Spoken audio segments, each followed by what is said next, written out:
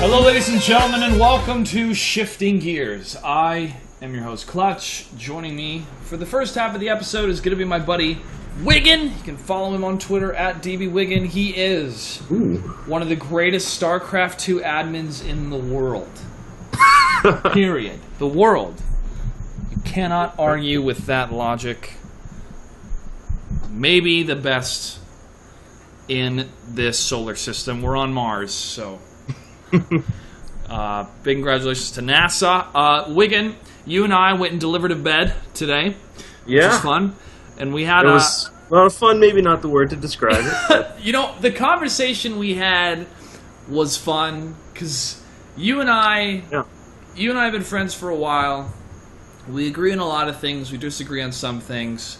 But you brought up an interesting statistic, and I want you to share this with everyone in terms of the amount of money spent to send Curiosity to Mars compared to other things that our country is doing. So can you share that with our viewers? Oh, well, I'm going to butcher the actual numbers, so I won't even attempt to, say what the actual correct numbers were, because the internet, someone will just immediately correct me if I'm wrong. Exactly, but you'll give us pretty much an overview of...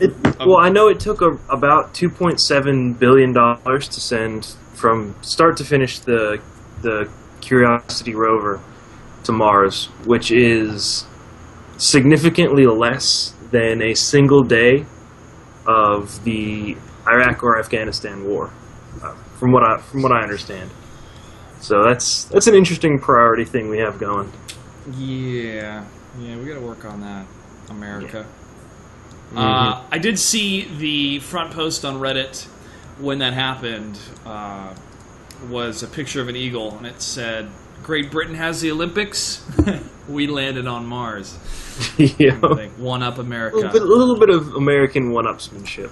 Well, the big thing about that, of course, is the amazing science and the incredible pinpoint accuracy and formulas and everything that the scientists had to do in order for it to happen, and the engineers had to work on. But what was also really cool was the amount of people that watched it live on the internet, the stream numbers. NASA said that it'd be cool if they had 1,000 people watch, and I think they had almost 500,000 watch it online. The rest were probably watching it on television live. So that's a very big deal to see how internet streaming in America and in the world is completely viable, and hopefully NBC gets the message. So during the next Olympics in 2 years, the Winter Olympics, there'll actually be online streams that people can watch instead of us having to wait until the prime times if you want to watch it on television. I mean, of course, you can get the information online. But I just wanted to start off the episode with, hey, technology is there for us to go to Mars. It's there for us to watch the Olympics online too, NBC, so let's get on that. The rest of the world doesn't have that problem. They can watch it online if they live in Canada or almost anywhere else. But a lot of esports happened this weekend, man. We had the ASUS ROG that most of the coverage I saw on StarCraft 2. We had the Major League Gaming League of Legends arena, the first arena for MLG with League of Legends. And since it's been more than 2 weeks... And we have a rule here on Shifting Gears. We don't talk about movies with spoilers unless it's been out for 2 weeks. Well, tonight, I'm going to have my friend join us once again, Matt B., who is a filmmaker, graduated from Old Dominion University, actually went to Cannes Film Festival this year. And we're going to review The Dark Knight Rises. Full-on review, full spoilers, everything. So if you don't want to stay tuned for that, you'll be missing out, but I can understand if you haven't seen the movie yet. Go see it. It's not going to be in IMAX for much longer, and that's truly the way it's meant to be seen. So first off, in the esports world, ASUS ROG, congratulations to Tasia, won another major victory for him. Serious beast. It's kind of bittersweet for Terran players because I would like some fixes from Blizzard for Terran, but Tasia keeps showing the world that that's maybe not needed, or we all have to have an average of 400 APM. But what are your initial thoughts of the event, Wiggin? I thought it had, it had a very interesting vibe to it the whole time. It was very, very well done, and it was a great tournament, tons of great players. But it really felt kind of like a home story cup instead of being a super like a super professional, tournament. It was more like, it was more for the players. It was a little bit more of a relaxed atmosphere and things like that. And I really enjoyed it from a spectator's perspective, especially because I'm a Terran player. It was really cool to see Tasia just tear everything up. Yeah. But I really enjoyed it, and big props to the Good Studio and everyone for the job they did there. Yeah, this was major undertaking for James and the rest of the group there, Trance and Semler and Apollo, but I felt they did a good job. It was entertaining to watch. We'll kind of get a little bit more into the specifics of the type of entertainment that had happened. But I want to get more into the format.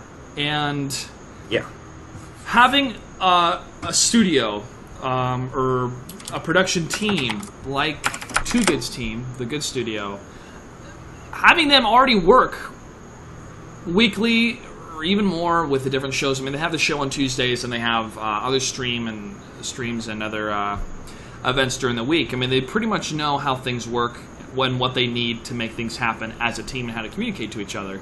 So having the format of ASUS with them pretty much running everything, I think fits very well. Plus they're in Europe, and it's a name that kind of brings a lot of fans as far as the Good Studio. I mean, they plug ASUS all the time on their show. Then when they announced that they would be the production team for ASUS, that was on Reddit for the front page. So there was a lot of good advertising going into this tournament, and the biggest kind of format change or difference compared to other leagues that I was most intrigued about was the hosting role kind of being a little more of a proper fit in terms of James, Too Good, and In Control being the main hosts, and they filled the time mostly. They kind of were the conductors of the show, and then it'd throw to the casters when the games were ready. Compared to, casters, fill time, and then the hosts will be on for like 5 minutes with an interview, and then it goes back to the casters to fill time, which can get a little bit like, we're supposed to be casting the game, guys, not filling time, You should have a production team to do that, and I felt that it worked very well. It being a smaller tournament didn't have as much B-roll or other types of things that you'll see in an MLG or an NASL, but they had Semler, they had Zoe there doing interviews, and it was good. It was good. And the downtime, it was goofy times, man. It was just guys hanging out and having fun. I felt that the games went well. The StarCraft 2 action was enough to enjoy. The crowd element was there. It wasn't as big as other tournaments, but you can't fault them for that because it's a smaller type show, the ASUS ROG. So this just comes to, was ASUS happy? They're the ones fronting the money. This is their production. This is their event. And I think that 20,000 likes on Facebook is a pretty big deal, and how that integrated into social media. Yeah. But I mean, you can't really argue that they didn't get a lot of attention for the event. Good Studio did a great job advertising it. The likes thing on Facebook to get that interview with Too Good's mom up there, that was great. She was very lovely. Very what a lovely nice woman. lady. Yeah.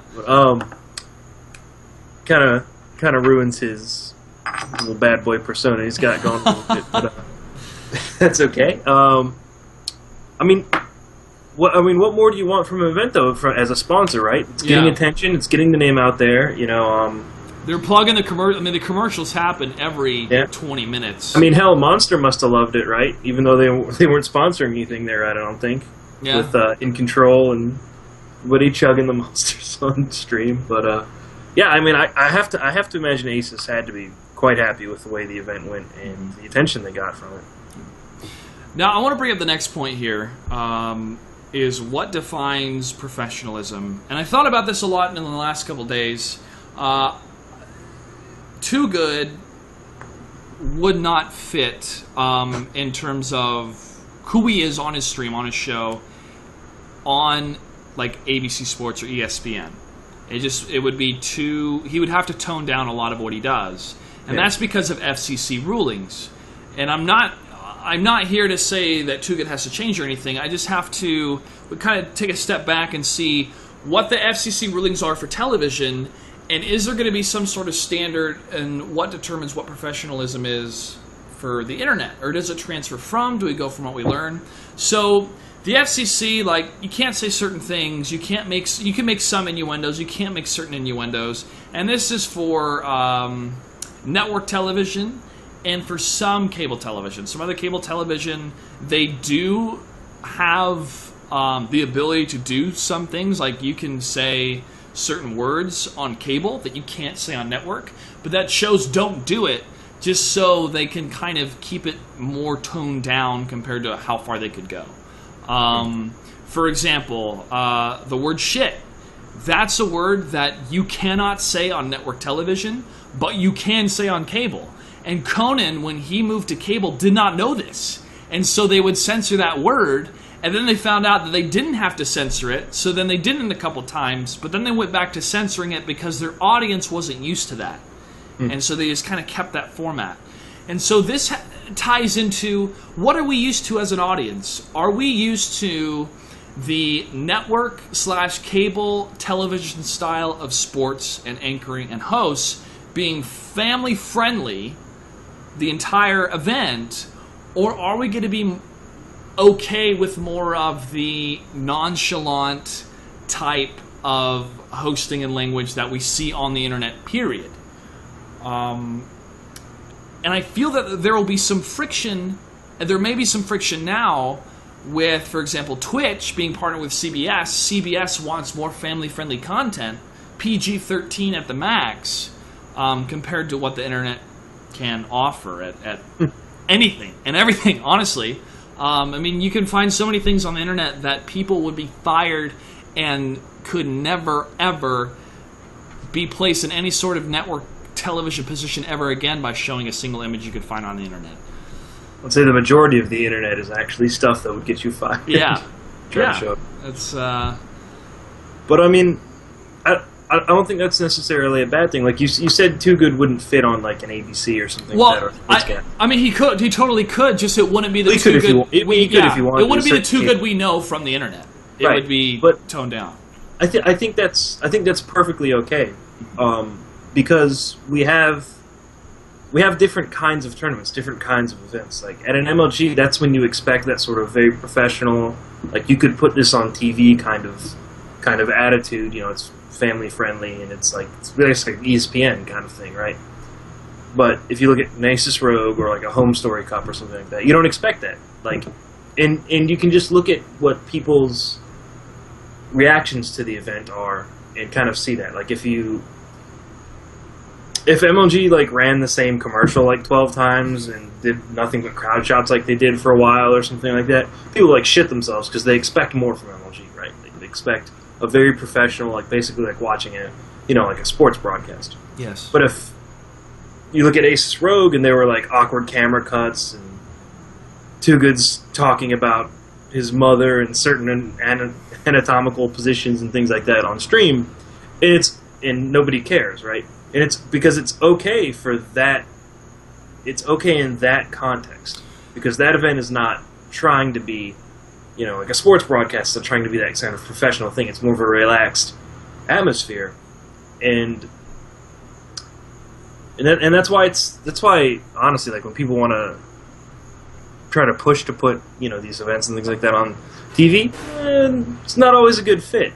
We have this nice thing going with the internet. We have these very different events, very different feels, different vibes for things like that, and you can get away with different things, and that's great. That's awesome. People love home stories. People love ASUS ROG events because they have that different vibe. And it's just a different feel from watching an MLG or an IPL or an ASL or something like that. And it's not something you could do on TV. Like there's no room for that variety on TV right now. So stick with it. I'd rather see Too Good on doing whatever he wants on the internet than a neutered Too Good on like ABC or something like that. A neutered Too Good. It's a good way to put it. And if ASUS was happy, that's the person that matters the most. That is happy because it's their tournament. And if they have no problems with it, That's fine. I mean, if somebody was going to complain, they would complain to ASUS. And if ASUS doesn't have an issue with it, then there is no issue. Then the people can just not watch it. My only concern would be in the future if some sort of network or cable agency came in and wanted to fund or wanted to put more money into the scene and wanted to have the FCC type regulations, or went back and watched that one broadcast and saw those different jokes and thought, you know, this is a great kind of game, but I don't want to have that kind of talent on there. That's, I mean, of course, well, you cannot control that. If that's the only thing they look at, then they don't need to be investing in the scene. You know, if a network wanted to invest in it, and there's plenty of places they could look for talent that would fit what they're looking for. They don't have, you know, it would be more of an issue if, like, say, Too Good was the only host, the only guy running tournaments. Yeah. That was the attitude. Then maybe it'd be like, oh, maybe he should tone it down or something like that. But we have options, and that's just one of them. So yeah, I think it's, man, fuck it, let him do whatever he wants. All right, well, that's true. I just don't want anybody in the scene, like, because bureaucrats in corporations are so fickle and have no idea what they're doing. I mean, just look at television right now. It's terrible. And some of them are so narrow-minded, they think, well, we have to have the demographics open to everybody, and saying naughty words means it's going to close off more demographics. And so I just feel that I wouldn't want any talent to be limited because of that. It helps that he's European, though. Like, that's true. That's true. That stuff flies a lot more over there than it would here. You know, we have the helicopter moms and things like that that'll freak out because their son might see something on TV or something like that. It just doesn't really have, not really that big a deal in Europe. So. Yeah. Well, I just want to bring that up, and defining professionalism, you know, America is kind of weird, man. I mean, we can't say naughty words on television, but it's okay to see somebody get shot up and killed, or to insinuate somebody was raped, or to insinuate this or that, but not show it explicitly, and no nudity whatsoever. I mean, it can only be artistic for PG-13, but it R if it's in a sexual way. And then you go to, you lived in Japan, Dave, and in Japan you have public bathhouses there where it's like, it's no big deal. It's no big, because they don't associate nudity with sexuality. And well, I mean, we could talk about this forever. I know, we could. A lot of it's because, you know, we make it like this taboo thing in the United States to see somebody naked, right? Like, it's like, oh, they're naked, so it's always like a sexual thing.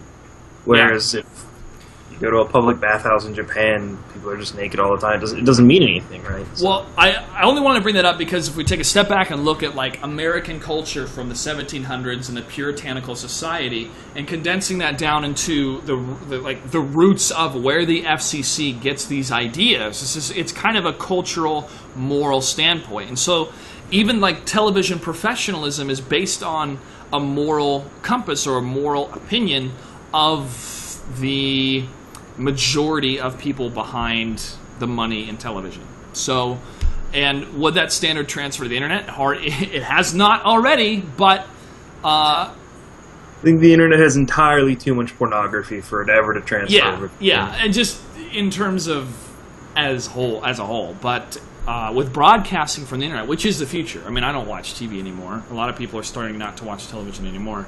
If there would need to be some sort of regulation, I don't know. I don't know what the answer is, because honestly, you can think they'll honestly they'll try. Yeah, I don't think it needs any. I don't think it should have any. But I'm sure that someone will try because there's money in it. Yeah, there's jobs. There's jobs in regulation. I just don't like the current system of guilty until proven innocent with copyright stuff. That's very annoying. Welcome to America. Welcome to America. That's a whole other episode, my friend. But in closing for ASUS ROG, I just wanted to give a huge shout out to the good studio. Congratulations, guys, on a good production. And in your episode today, you're talking about building a studio and some other things that you have down the line. So best of luck. We enjoy what you do and continue having fun and putting out good stuff. So with that, I believe it's time to add Tiberius Audley to the call. Well, Okay. Dave's house sitting a dog. Actually, he's asleep now. Oh, the dog's asleep. Yeah. Oh, nice. Little puppy. I was gonna grab him for the camera and everything, but he's passed out. Okay. Wake him up. Okay. Well, I'm going to add Tiberius to the call as it screws up our entire Skype thing here. God damn it, Tyler. Messing everything up already. I didn't do anything. Can you turn on your webcam? Yeah. Just... That would help. There you go. Alright. Let's add you on here. You know what's happening to us, Josh? We talked more about the production of ASUS ROG than the actual games at ASUS ROG. We gotta fix that someday. I know. I just I guess that was kind of the big story, though. Yeah. I know. It really is, like, and if you watch a lot of StarCraft games, watching that kid is like watching Flash when Flash started, like, to get big. Yeah. He's that level of domination. Tiberius, let me change your title here. You're not Matt B. You are at Tiberius Audley. Tiberius, right? Yeah. Cool. So, yeah, Dave, you're right, but honestly, like, the biggest story to me, the games wise, is just Tasia dominating. So, yeah. But well, I would would take a different kind of show to break down those games. It would take a state of the game, but yeah, where are they? I don't know. We'll find out soon. But we have a lot to cover tonight as well. And another big thing to cover is the League of Legends arena that happened, and we have MLG's resident League of Legends expert, Tiberius Audley. Tyler, what was your overall thoughts of this arena, first off? I was really impressed. Like, not just by the teams that were there. Well, some of the teams that were there, one of them kind of failed to impress, but the production was really good. I really liked the use of the smart board. I mean, I know StarCraft already had that in one of their recent things, but it's the first time League's gotten to see anything like that. Yeah. They just, like, at the arenas, man, they run such a smooth event. Like, there's none of that weird, like, awkward camera transitions, things like that. It's... Except for, like, the first time they brought up their tri-lane setup. Well, it's just because things weren't pointing at the right places. But, I mean, I'm just, like, it really speaks to the guys that run that. Shout out to them. That, like, you watch an MLG, at least I do, and I don't even think about the production. It's so on point and keeps you in the game. Well, the guy that does the lights for MLG is is an Emmy-nominated lighting director. Good. So, yeah. So that's where we're going, man. Getting serious on it. Well, Julia, she's the host for MLG. She was Emmy-nominated as well. Yep. But it's good stuff. Yeah, I was impressed by the production, but, you know, coming from the Arena StarCraft where I'm there, I pretty much knew how they're going to set up stuff. I felt that the talent did a great job.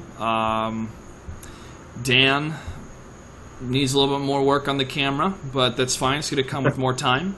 And that TV, it's still things to get used to. They were doing some things differently at League compared to the StarCraft one. I think they were the people there were doing a better job having the observer change over from the erasing to setting. I know it's all technical stuff. But the games themselves, I mean, Azula Blaze takes it, dominates, all right? Another Korean domination happening in the Western Front. It's nothing new for us StarCraft 2 people. Is this... What has this scene been like for League up until this point? Has it just been something growing in Korea, this big Korean monster that nobody's seen yet, and now it's been unleashed upon the world? Or is this something you guys already knew was going to happen? It's kind of both. Like, some of the American teams have been playing over in, like, some of the American and European teams, Fnatic, CLGNA, Dignitas, they've been over there playing in OGN, and except for CLG EU, none of the teams have really fared that well over there. So I think there was kind of a tacit understanding that the Koreans were good, but there hasn't been any opportunity for them to play North American teams on North American turf, where the Koreans are the ones having to battle fatigue rather than the North Americans, like after the 15-hour travel times, etc., or however long it takes to fly to Korea. It's about 14 hours. It was close. Yeah. It was a good guess. Well, I mean, some of the teams that have, like, both CLG teams that went to Korea have had a pretty good amount of success, especially EU. Have they, like, even lost a series yet over there? I don't know. They beat the Chinese really strong team, World Elite. World Elite, yeah. NA beat World Elite too, didn't they? In their group? Wasn't it? The group was CLG, EU, NA, and then World Elite and somebody else, right? I haven't been following it NA closely and enough. EU. I'm pretty sure, yeah, and NA and EU both advanced. And, but yeah, they came over here and... Well, I know Dyrus was talking a lot about it, and basically, like, why else he does his AMA, he does after each event and stuff like that. A lot of pillow talk from Dyrus. Yeah. And, he was just mentioning that a big part of why they lost was they just weren't used to the meta that the Koreans run. And that is honestly a huge deal in like League of Legends. That if someone's running something different, something new, it's going to dominate until people figure it out. And, you know, one or two series isn't enough time to figure it out. I felt one of the biggest things that they brought up was how they treated Baron, or when they got Baron. Like, the Western teams would kind of do the Baron dance back and forth, but the Koreans are like, "Yo, we're not gonna do this dance. We're just gonna keep laning until we know for sure we're gonna get Baron." Yeah, the Koreans are all about just shoving down towers as fast as they can. Towers and inhibs, that's their biggest thing. And you saw it. Like, you saw the first game against TSM. TSM was like up kills the whole game, but just losing towers left and right. There was like 5 towers down by the 15-minute mark or something like that in the first game, and that just made the world a difference. They weren't prepared to stop that. And the North American and European teams are more used to stalling towers. Like, they try not to kill towers early on, typically, because they would rather just farm and get to late game where everyone has 4 or 5 items and they're prepared to fight at their full potential, whereas the Korean teams are more like, we know we have the teamwork to fight in mid-game and force fights, and we know how well we can handle if you're turtling under a tower, and they know how to handle it just right. Yeah. So they can afford the leisure of going ahead and pushing the towers early and not worrying about leaving them alive so they can farm safely. And they have enough ward coverage where a dead tower doesn't mean you're really overextending. It just means you've got more room for your teammates to push the opponents back. And I felt that Azubu Blaze's teamwork was really just trying to catch anybody out of position or punishing anybody that was trying to move in and scout at certain times. And I felt that they were really on top of when to engage, because they would just all engage almost at the same time in a lot of the matches I saw. So I felt like they had a certain just like written in feel of when we're fighting and when we're not fighting. And that was great kind of transcendent gameplay of seeing that type of teamwork, that team cohesion, that team unity. Now let's talk about how they only lost one map during the whole event. Is that correct? They only lost one game? Yeah, and if they hadn't lost the game that they did lose, I would have been completely baffled. Because Curse North America was the team that beat them on that game. They had Alistar, Blitzcrank, then they had Vladimir and Karthus for their solo lanes, and then they had, I think, Corki is their AD carry. Okay. Like, they had Alistar and Blitzcrank's extreme early game crowd control, and then they had the quintessential AP carry of Karthus, and then Vladimir's, everyone takes 12% more damage ultimate. It's really hard not to win a team fight with that group that they had.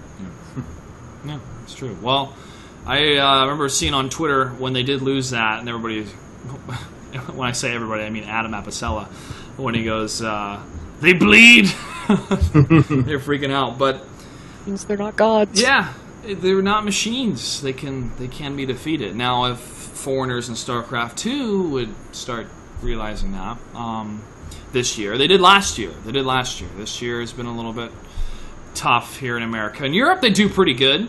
I mean, DreamHack, definitely getting some winners. Thorzane, Miles Mana. Let's talk about Team Black. Bacon lovers. Bacon lovers are crazy cool. Tyler, you wanted to bring them up, so floor is yours. Well, a lot of the people that watched this weekend probably saw them get 0-9 overall for the weekend. They didn't win a single game. But one thing that wasn't... They didn't have their full roster that they had qualified with, and the teams they qualified against, they didn't have to play Moscow 5 because Moscow 5 dropped out due to visa issues. CLG EU wasn't even in the qualifier at all because they knew they were going to be in Korea for OGN. Yeah. So they only had to beat Curse's European team, and they did that just fine. They played really well in the qualifiers, but then they came over here and had to sub out 2 people because they couldn't travel on such short notice. And they did all right for what they had. They took Azubu by surprise in the first game. Had an early lead, but they couldn't compete with the teamwork later on. And the other thing I wanted to bring up was their games 2 and 3 against Solo Mid. After they lost the first game, it was already guaranteed that Solo Mid would be in the finals. So those last 2 games meant absolutely nothing regardless. So some of the fans enjoyed the show that got put on the next 2 games. Other fans were like, yeah, I think it's kind of disrespectful for them to be trolling like that because the champions that were picked, there was an AP Yi, there was a Mordekaiser, there was an AP Tristana, a Karma pick. Just champions you don't really see get picked in competitive play, or at least builds you don't see in competitive play that often. They weren't taking the game seriously at all, the way they were playing. And although Solo Mid needed to warm up, I mean, games didn't matter, and the first game of the series, Solo Mid, just dominated them. It wasn't even close. Yeah. And for the fans, it was more enjoyable to watch the games where they're not using serious picks, rather than if they're just going to go, oh, hey, we're going to just stomp you again. Enjoy our 20-stack Medjais, if we want to. Well, how did the community react to it? Do they feel that it was more it was kind of mixed. Okay. Personally, I think it was better that they went ahead and played not so seriously. Okay. It helped relieve some of the pressure off Solo Mid for one, even though they kind of needed to warm up. I just enjoyed the show better than I would have if it was a straight raffle stomp. Yeah. All right. Wouldn't want to watch. Is there any game that stands out to you in particular? That game 1 of on the first day of TSM and Azubu Blaze was pretty awesome to watch. I'm not gonna lie, even though they lost that one pretty bad in the end. Game 1 and 2 were really good to watch for the first series. The game that I thought was the most important to watch was game 1 of the finals. Because after Friday, when Azubu Blaze just rolled Solo Mid, I looked at what Blaze was doing and said, you know, Sivir would be a really good pick against the style of play Azubu Blaze is having.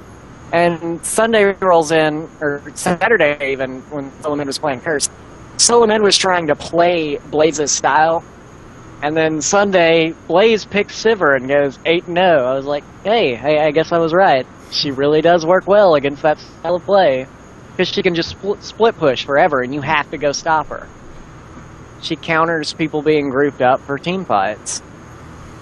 I feel I need to play Karthus a lot more mid after watching those tournaments, those tournament games, because there's so many times when Karthus's there's so many times Karthus's ult was used, but I remember Dan going over a replay analysis around this Baron fight and then another fight as well, where he would explain how the Karthus ult was used too early. And by Jackie, right? I think so. And also, I think it was Captain Jack's Jack was pretty impressive. I forgot. Reapert is the one that played Jack. Oh, was it Reapert? Okay. Yeah, Captain Jack's the AD carry. Okay, all right. I was kind of getting a little mixed up They're there with both who's playing who. But yeah, Reapert. I'm trying to think if there's anything in particular like was just incredibly dominating, but I brought up just how they would just swarm on that one person that would be out of place and take him out, and had great team fights. Or if they really had good out of move. place. Just the way they set up all their fights was really impressive. Yeah, They would just wait for like just the right time to go in. They had perfect baits too. Yeah. Like they would have whatever their support's name was out of place. I think it was like Fat Mama. All that being said, like TSM played really good games against them, even though they obviously had no idea like how to deal with the playstyle that Azubu Blaze was using. They played really good games. A lot of them were very close, even though it ended up being 5-0 overall for the weekend for them. A lot of those games were very, very close. I didn't like the Singed pick in the last game. He was playing pretty well for a while there. Yeah. There were some throws in there, and I don't mean flings, I mean throws. But yeah, I didn't like Reggie on TF ever. no. For example, he just Or Gragas. Yeah. The worst Gragas You ult should just learn ever. Anivia and Karthus. Go with The those. one thing to take away from Reggie's Gragas play is don't ever ult an Aurelia onto your AD carry. Yeah. Well, I mean, it's not like Aurelia isn't just going to get there anyway. But Well, she didn't even have to Q to get to the AD carry. That's how bad it was. yeah.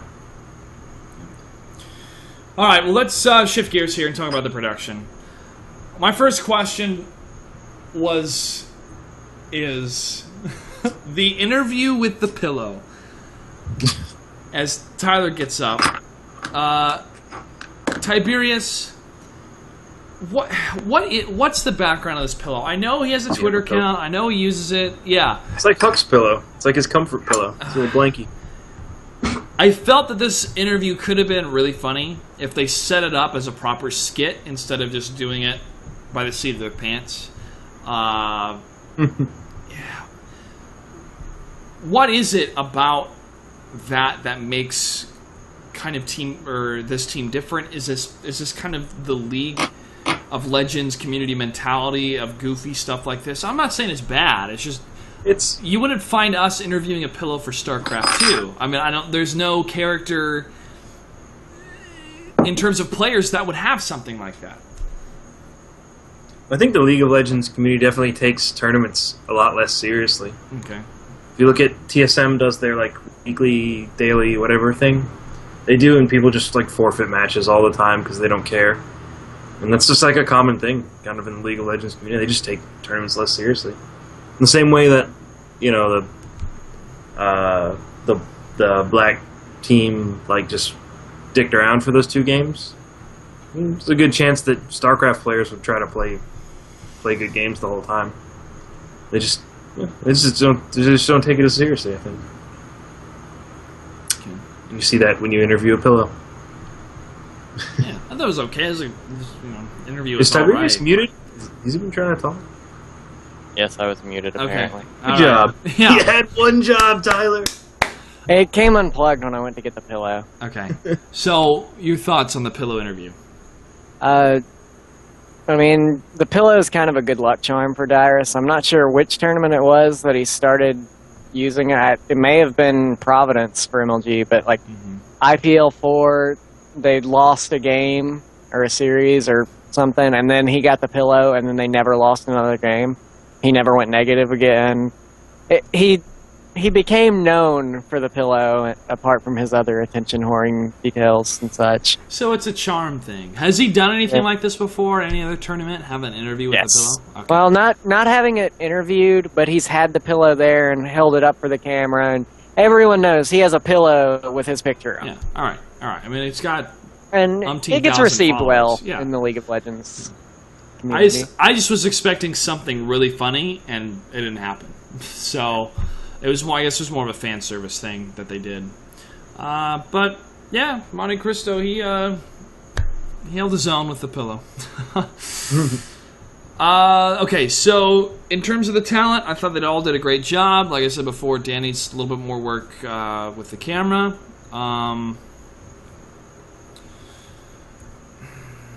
That's about it. I mean, I can't think of anything else in terms of talent. I thought the casting was good. There were a few quotes from the weekend. Yeah.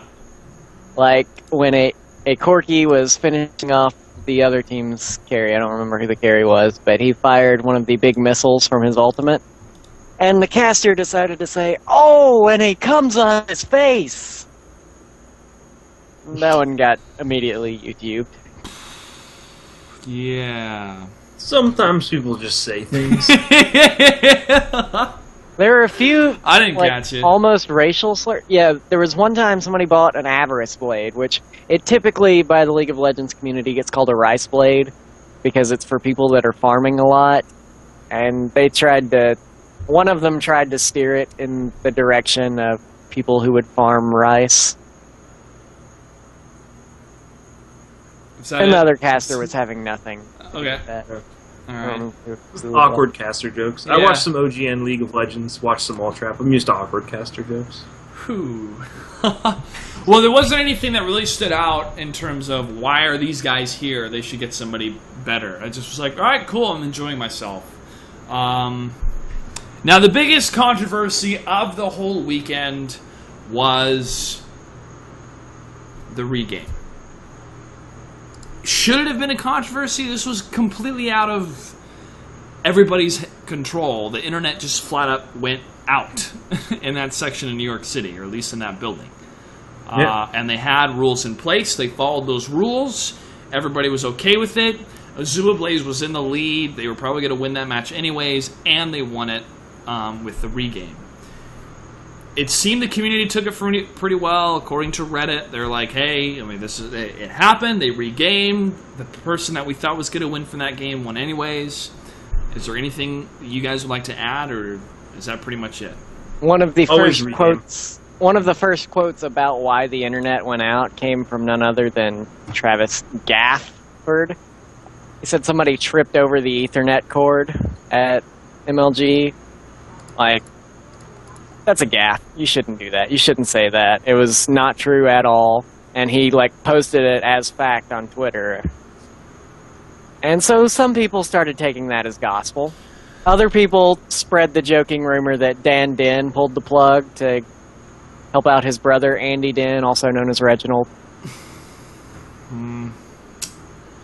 Yeah, I don't know. There's a lot of people that attend those arenas, and they haven't had any trouble kicking over cords. I mean, MLG knows what it's doing when it comes to cord laying down. Yeah.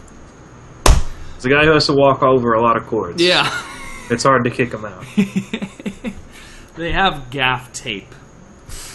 All right, so that's all I wanted to say about that, really. It was a good weekend. I enjoyed watching it. Most of it I watched on Sunday. Tyler, there's one thing else you wanted to add. Oh, the format, too, of the Dr. Pepper stream was actually you listening in on the teams. They didn't have anybody in the Dr. Pepper room, which was different, but works in that format. It really wouldn't work in StarCraft 2 because nobody talks when they're playing a game unless it's in Korean and under their breath or they're swearing. So it worked for that type of setup. Yeah, it was really good. It was, honestly, that's what I listened to most of the time was TSM's team lead or team speak chat. Yeah. So the managers, however, were allowed to talk to players during the games at these MLG events. Where were the managers standing? Do we know? I think they were right behind. Okay. The one that brought up the fact that he tends to talk to one of his players was Liquid 112 for Curse, and he's usually crouched right next to St. Vicious during games. I had the chance to watch him at Anaheim, and that's where he was the entire game, just crouched right next to St. Vicious, whispering into his ear where his headphone was half off, and just helping make play calls and time cooldowns and such. Yeah. And when that was brought up in an interview, a few people on Reddit, a few of the pros that don't have team managers that sit there like that for them, they kind of raised an eyebrow what? Your manager can talk to you during a game? That makes it 6 versus 5. That's not fair. That's weird. But they didn't really realize that MLG has always had that rule for like first-person shooters, especially having managers. I say that because Coach Turning Point, Orlando, 2009. Go Walshy. And like in Halo, you don't even really need a coach, manager, or whatever. Like they're back there timing rockets every 3 minutes. It's cakewalk. If you can't time rockets, you're retarded. I'm sorry. And like a Halo manager does nothing. League of Legends has even more reason to need one than Halo ever did. And I found it weird that League of Legends players were like, why do you need a manager? There's so many things going on. You can't feasibly process all that information by yourself. Okay. And you're not allowed to have any add-ons, correct? On like a timing add-on like people would use to time when Dragon would be back up? Not in the game. You may be able to have one on your phone and like tap it. Okay. I mean, it's not that hard. You just calculate the time from the timestamp of when you hit it, but sometimes you're like, oh, I forgot. But then you have a little add-on. I don't know. I never really use those. Just try to do what Dylan says when we play. Stax Johnson in the chat. What's up, buddy? Well, in closing to League of Legends, congratulations, MLG. Great arena. Look forward to seeing more of League of Legends happening at Raleigh. But in closing, though, I do want to bring up the Season 3 announcement from Riot. They said more money in the prize pool than any other esports title. It's a pretty big deal. They did talk about having their own tournament setups or arenas that they would build in different parts of the world. And some people feel that this will threaten what leagues have been trying to do, like MLG and IPL, and trying to build the League of Legends scene. But then Riot said this would not interfere with the Challenger Circuit. Now, is the Challenger Circuit considered what MLG and IPL and other leagues do? Like OG and stuff? Okay. So wouldn't conflict with that. So it's almost like it's kind of a mirror of what Blizzard is doing with the WCS. With the World Championship Series, of having the StarCraft II World Championship Series in different parts of the world, but they're not really building any arenas, they're just hosting it in pre-established places, and usually pre-established leagues or tournaments. So do you think Riot has saw the success of this and wants to do the same thing with League? Do you see any difficulties I don't think it's parallel to Blizzard's thing at all, because most of the North American League of Legends teams are trying to get team houses in Santa Monica, California right now. Yeah, they're all trying to move to California. Yeah. Riot headquarters are in Culver City or Santa Monica, basically. I'm pretty sure Riot's got a studio that's going to be airing weekly matches, and they're all going to be right there. It's like you see Adam Apicella tweeting every now and then, I wonder if we could ever get like everybody right in one place and air things. And StarCraft 2, the teams are already kind of spread out a lot. Well, it's funny because they're all congregating right now. Yeah, it's funny because everybody's on the West Coast except MLG. Yeah, everybody is in California except Major League Gaming. IGN's in San Francisco, so they're a little out of the way, but not all the way. No, there's a couple hours. They're not in New York. Yeah. So, if everybody's moving to the West Coast, I mean, I don't know. Maybe MLG needs to move west, or more people move east. But it's easier to build a studio in California than it is to build one in New York City. I mean, California's built for cars. New York City built up. But I don't know. You could build one. You could build one in a skyscraper. They built one under the where their cubicles were. They built a studio and an arena. We'll see, man. But it is easier on travel. But it's exciting to see League of Legends, the most popular game in the world, has a big esports following. They have leagues that are supporting it. Riot supports it, and I feel that the soundproof booths at Anaheim was the next step that League needed for the live event, for live tournaments. And then it's just up and up from there. But we shall see what happens in Season 3. Congratulations to Riot. And congratulations for them making a spectator client that works. It was glad to see that in good working order at the arena. Because a year ago, well, 6 months ago, that didn't exist. And I remember helping the league stream when they first had League of Legends at MLG. I was a production assistant for them and StarCraft 2 at the same time. And got a little bit hairy when the spectator client wasn't working. But I'm glad they were able to fix some things and now it works. So, gentlemen, is there anything else that you would like to bring up before I dismiss you? Take a break and add my friend Matt B on for the Dark Knight Rises full-on review. Wigan, you first. I guess I'll just do quick shout-outs then. Follow me on Twitter at DBWiggin, see it up there. Shout out to Stacks motherfucking Johnson in chat, just being a man. And shout out to Jinro for being an awesome Terran pro gamer for quite a long time and inspiring people. It sucks that he's retiring, but gotta be happy. So shout out to Jinro. Tiberius? Shout out to the StarCraft 2 community. As a League of Legends fan, I finally know what it's like to just be dominated by Koreans. Welcome to You guys our don't world, have an brother. excuse, though, man. The Koreans had a 10-year head start on us. What happened to you guys? They have the environment over there that breeds Yeah, insane practice schedules, which they North Americans, they don't practice like that. Yeah, They're not going to win unless they learn to practice like that. League of Legends in Korea is standing on top of giants that was Brood War that paved the way for esports to be what it is over there. Even though it's a different game, you know. I mean, the closest we have to a practice schedule like that in the League of Legends North American community is a bunch of guys living in basically a frat house. Solo man. I mean, anyway. Or it's Stacks Johnson says I should give him a shout out, but I say no. No. He already Just did. kind of did. I'm give a shout out to Galen instead. Nice. MLG Omerta. Nice. Omerta. Also follow me on Twitter. Yeah. I did want to do a little ceremony for Jinro at MLG Raleigh for his retirement. He is not going to be in attendance, but maybe we can retire his jersey or something. We'll have somebody from Team Liquid up there on the main stage and say some nice words, and that's it. We'll see, though. That's up to MLG to do that. But yeah, I wish him the best of luck. I always appreciate him being nice to me, even when it's in my own little production assistant world or cameraman world. And congratulations to his career. He is a champion. He won an MLG. He was in GSL, the first foreigner to be in GSL. So he is a pioneer, and his career will be forever highlighted in the annals of history in the most valuable players of StarCraft 2 and in the history books online.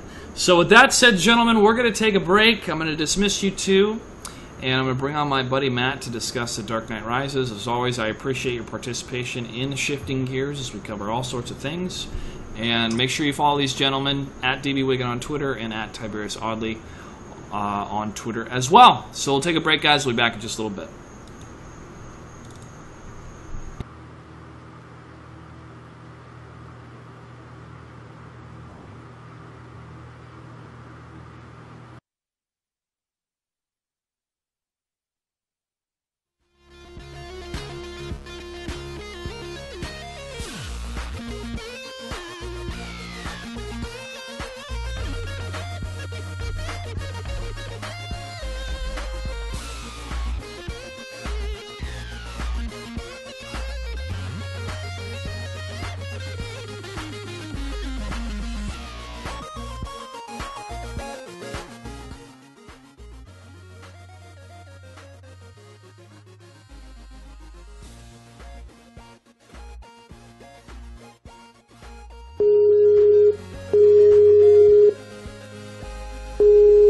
I think it's contemporary motherhood. I think I'm with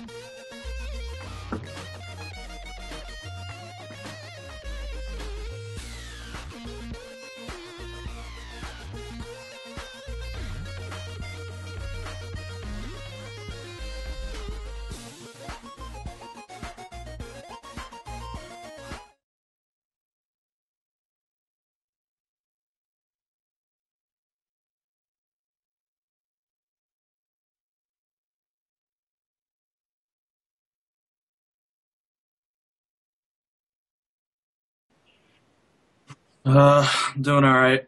Been a crazy past couple weeks, but it's all right. Just normal life problems and school's coming up and bills and books to buy and just, being broke, college grad. I did. I'm going back to be all right. I'm gonna be going back to be EMT. Okay, cool.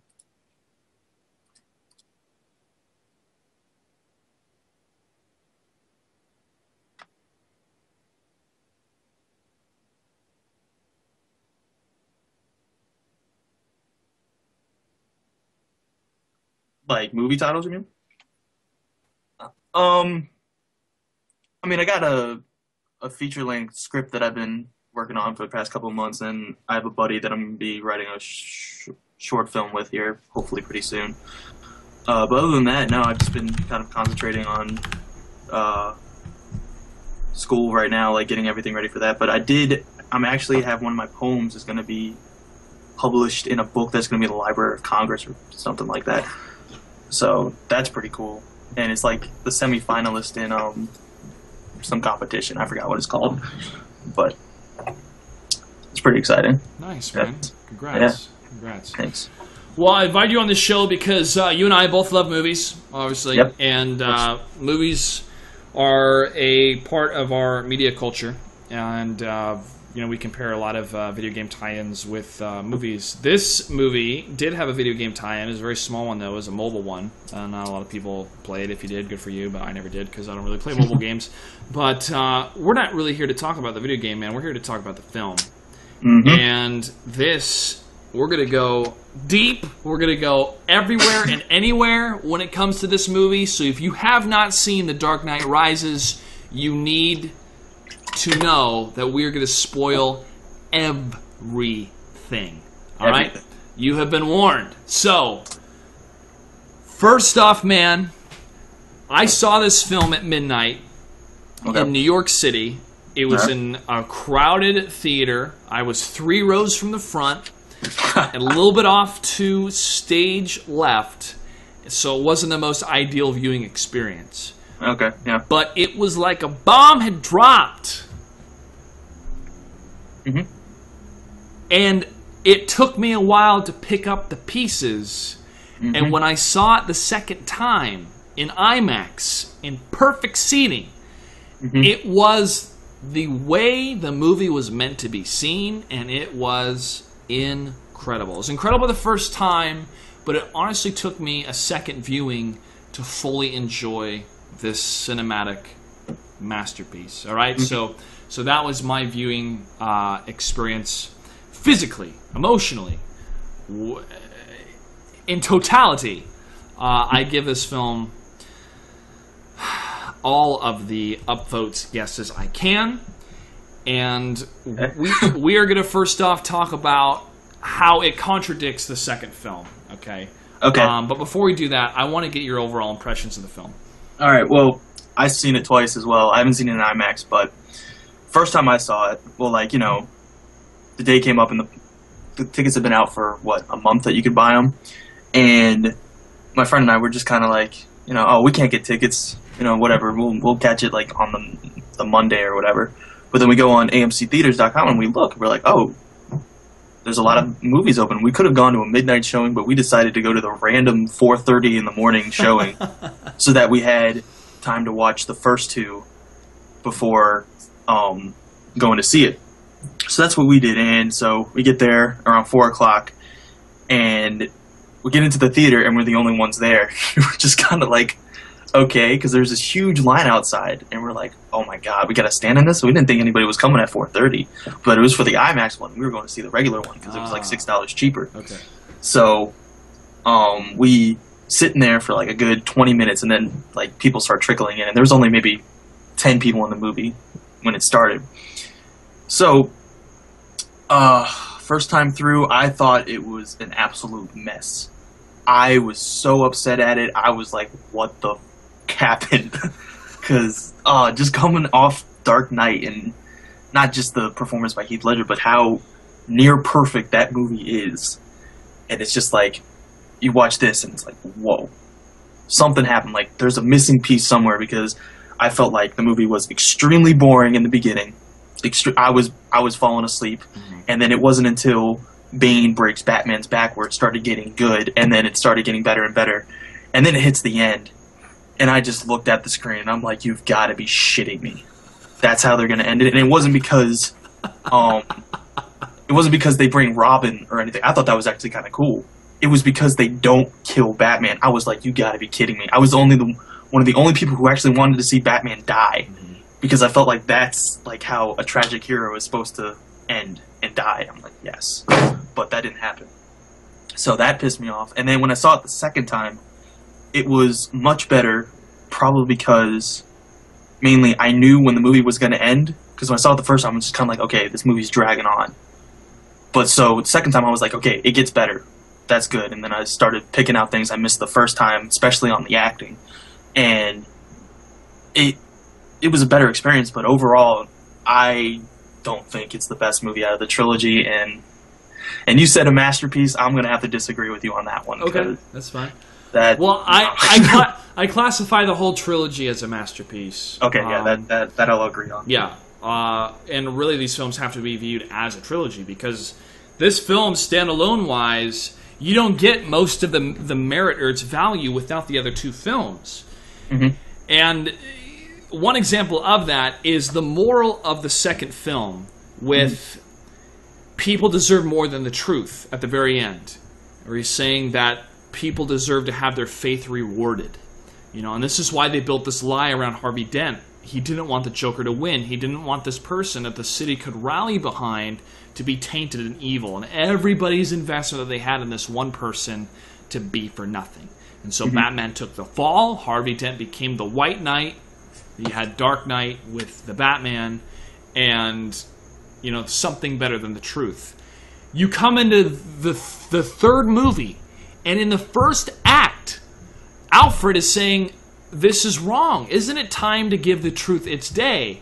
And when that happened, because my first instinct when I saw The Dark Knight, my first instinct when that happened was, this is wrong. The truth trumps everything else. This is wrong. Don't do this, Batman. And then I saw it a second time. I was like, all right, faith rewarded. I can see where you're going there. And then in the third movie, like, this whole thing's built on a lie. What we did was wrong. I went, oh my gosh, this is non-conventional story writing. This is on a level deeper than normal Hollywood. This is something I was not counting on from Nolan that blew my mind. Not instantaneously, but later as I processed of, wow, they actually contradicted what they did in the second film on the moral theme, because they thought what they were doing was right, but in turn was creating a bigger problem. Yeah, and I felt that was really, really good storytelling, really deep storytelling that we've come to see from Christopher Nolan. I mean, Inception was deep, man. Inception. I don't know how that movie didn't win for best screenplay. I was like, yeah, come on. and that's the writing team of him, his brother, and the rest of the people there. It's like they knew exactly what they were doing the whole time, but they weren't even sure if they were going to make a third movie. Which I feel really rewards the whole trilogy. Now, moving on into the acting. Okay. Yeah. Unless you had anything more to say about. No, I feel like they did the whole moral thing at the end of the second one on purpose, just in case they made the third movie, which I'm pretty sure they were. I mean, yeah, I remember at one point they were kind of like, we don't know if we're going to make this anymore. Christopher Nolan wasn't even going to be a part of it. But then, as they did, came up with the idea, they had something to work off of, and I think they did. That part of the movie was perfect. Like, they were able to bring that whole moral section out of the second one and kind of do a 180 on it in the third one, which I thought was really good. Yeah, well, to quote Christopher Nolan, or paraphrase, is that he wouldn't do it unless the script was worthy enough to do, and really was on par, or if not better, than what they presented with The Dark Knight. It's like Bill Murray in Ghostbusters 3. Yeah, exactly. They have to have a script that's worthy of it being a Ghostbusters franchise film, which I think they can do better than what happened in Ghostbusters 2. Yeah. All right, but just on overall story-wise, man, I felt that is one of that was a strong point. Yeah, that's one of the gems in this trilogy. All right. Yeah. Now let's move into the acting. Okay, Alfred, Michael Caine, Sir Michael Caine. He's Sir for a reason. Because do we want to just go actor by actor? We're gonna go actor by actor in this. All right, let's do it. He brought the tears, man. Yeah.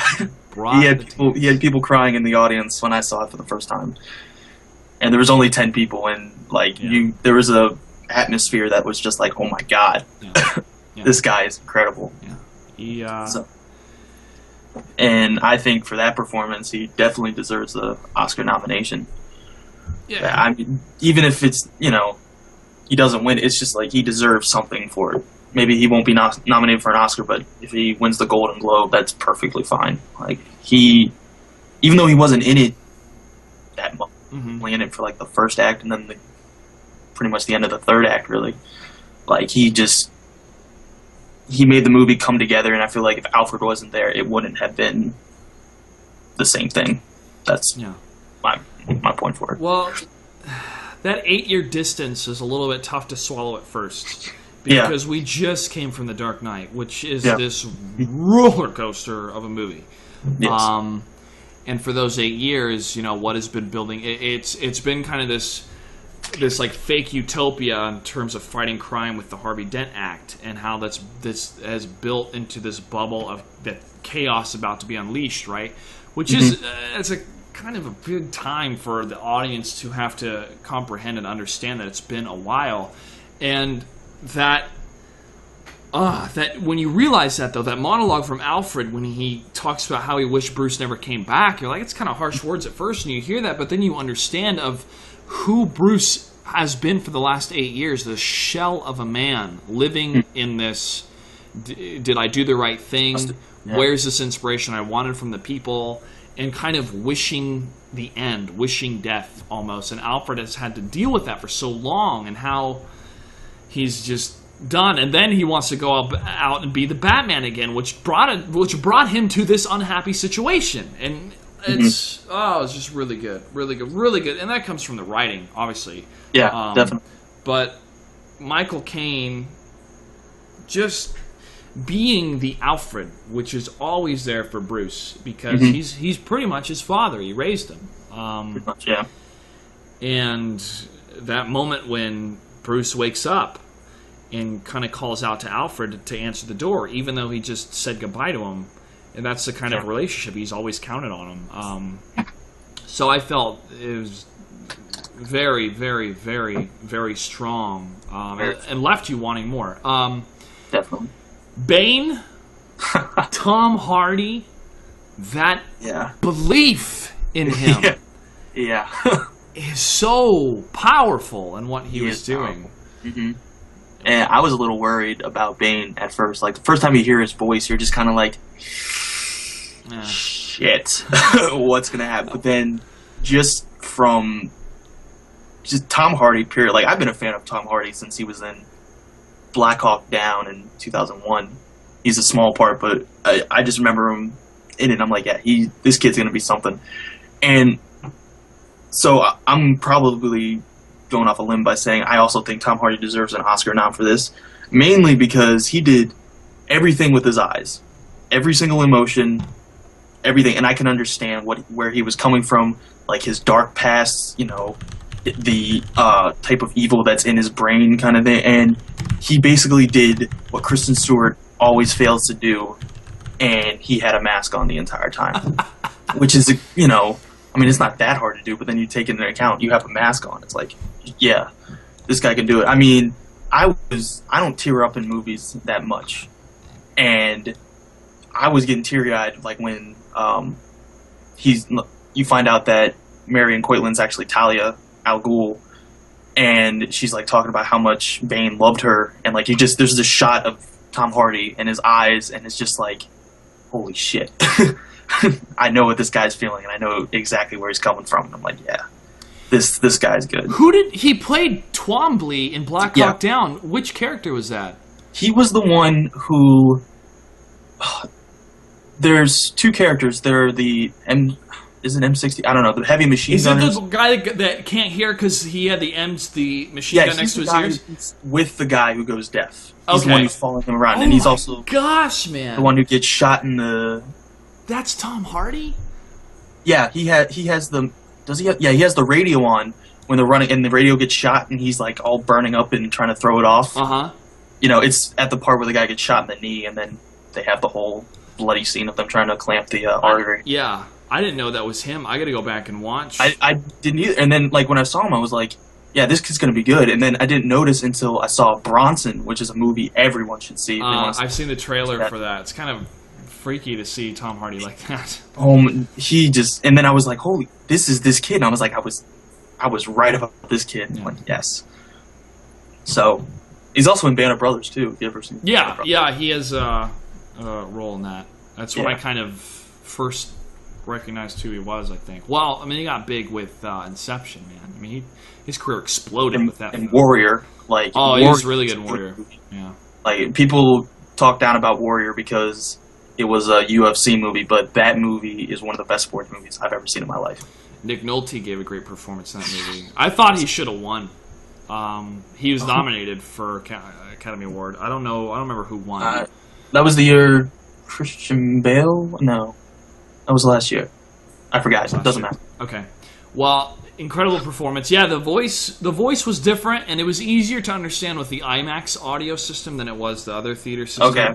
Yeah. But just some of his lines are funny. When the guy's like, "If I take off that mask, will it kill you?" And he goes, "It will be very painful for you." I was like, "Oh man, Yeah. he's talking smack." And I felt like the voice, like, as you got used to it, is like it added to his evil. It was like, oh my god, like Yeah. he was smart. He's probably the smartest villain. He is. I mean, He's a master Joker, strategist. Joker was a genius, but like I just felt like Bane was just he had something that the Joker didn't. You know, This is full on. He had all of that. The Joker had like kind of pattern chaos that he would use. Bane was just straight up tactics. yeah. He thought about the big picture. They're both effective, but yeah, the belief that he had as an actor, and also that fight scene with Batman, how he's talking about, you think you are the ally with the dark. I was born in it. I was in it until I became a man. And he's like, and I thought it was a very good directing choice not to have music during that thing, so you could see basically this is the first fall of Batman. It made it scary. Yeah, I was scared watching that. I don't mean like horror movie scared. I meant, it was. oh no, You're just like, how is he going to beat this guy? how is he going to get out of this? And then when he broke his back, I did this. I think I did this in the theater, man. I was like this. I covered my mouth. I remember I covered my mouth for like 2 minutes, and I was like, I couldn't believe what was happening. And yeah, not having the music there, but Selena Kyle's reaction first when he said Bruce Wayne's name, and then when Bane broke his back, and how Selena was like, "I'm out." I'm just like, out of okay. here. She was scared. So let's talk about Selena Kyle. Okay. To give everybody a background with this, I, before this film, was not a fan of Anne Hathaway. I enjoyed her in Princess Diaries. I liked her in The Other Side of Heaven. But in her other work, I just really didn't follow or wasn't keen into. I just wasn't. And I felt that her mouth was too big, and she's like this whole America's Sweetheart thing, and was singing all the time, and the Oscars, and I thought it was hosted badly. I thought she did okay, but it was really bad with James Franco, he's a great actor, but just lacks charisma. I mean, he's no Steve Martin or Billy Crystal, period. And then I saw this film, and now I am a fan of Anne Hathaway. She had the sex appeal. She hardly had to wear any makeup. I loved her physical change when she took the necklace and when he shot the arrow and she freaked out, and then she did that little head nod and she's like, "I wouldn't fight a cripple," and then she kicks out his cane and then she does a little stutter. This little squat and flip. I was like, Jesus Christ. Yeah, she nailed it, man. She nailed did. Selena. She made Catwoman sexy, and that's how she should be. Michelle Pfeiffer was sex on legs, man. And I felt that Halle Berry was just kind of like, Halle Berry was, I have boobs, look, that's all it was. I never even watched that, but I'd love to be in a room by myself with Selena Kyle. I mean, that's what Catwoman should be, and that's definitely. It's. Well, I mean, I don't know if you want to be in a room by yourself. You won't come out alive with Selena Kyle. I got some gadgets. It's all right. The thing about it though is I love Catwoman. I love her character, and I really find the love story between Bruce and her really cool because they're both broken people, and Selena has to take care of somebody and she's poor compared to Batman being rich and everybody and people take care of him. So you kind of have the opposite spectrums of a crime fighter more or less, or looking out for other people. And when she kind of allies with Batman and starts doing the right thing, and Batman sees a lot of potential in her, and then they fall in love. I just thought it's a really cool little love story. Yeah. But I was so glad that they ended up together in the end, man. I was just so happy.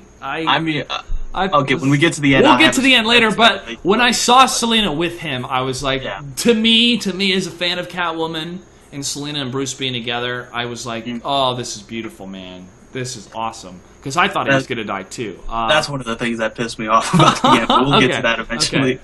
Gordon. Yeah. Now, I mean, with Gary Oldman, you can never be disappointed. Every single thing I've seen him in, he's just good, and he'll be the Jim Gordon for the rest of my life, even if they reboot this or remake it or however they do in the future. Yeah. So Gary Oldman still has not won an Oscar. And I feel that maybe he could be nominated for this because he played a character that, when they introduce, is really the anchor to the first 15 minutes of the movie. Mm-hmm. Because they have to, writing-wise, and I thought they did a good job writing-wise between the senator and the police guy. I don't think he was the chief. Might have been the deputy. I'm not sure what his position was. I don't remember. But how they were talking about Gordon and how, it's been 8 years and his wife left with it. I think it's because that he was holding the secret. She knew the truth. The kids knew the truth. And and it might have been, too, that Gordon felt that it's better if they go to Cincinnati just to be out of the city while I don't know, maybe he felt a storm was coming as well. But Gary Oldman brought to Gordon a man that did his job, that believed in doing it the right way, and was so ready to drop that bomb about Harvey Dent. But God, it was just, there was so much that had happened with the Dent Act, with all those prisoners and everything, right? So there was so much at stake. And when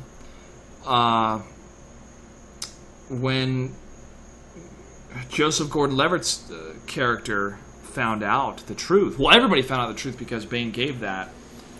Gary Oldman was just like, we had to do it, and do it. We had to do it, and you wish that you had a friend like me who would plunge his hands into the filth, And I was like, whoa, Gordon.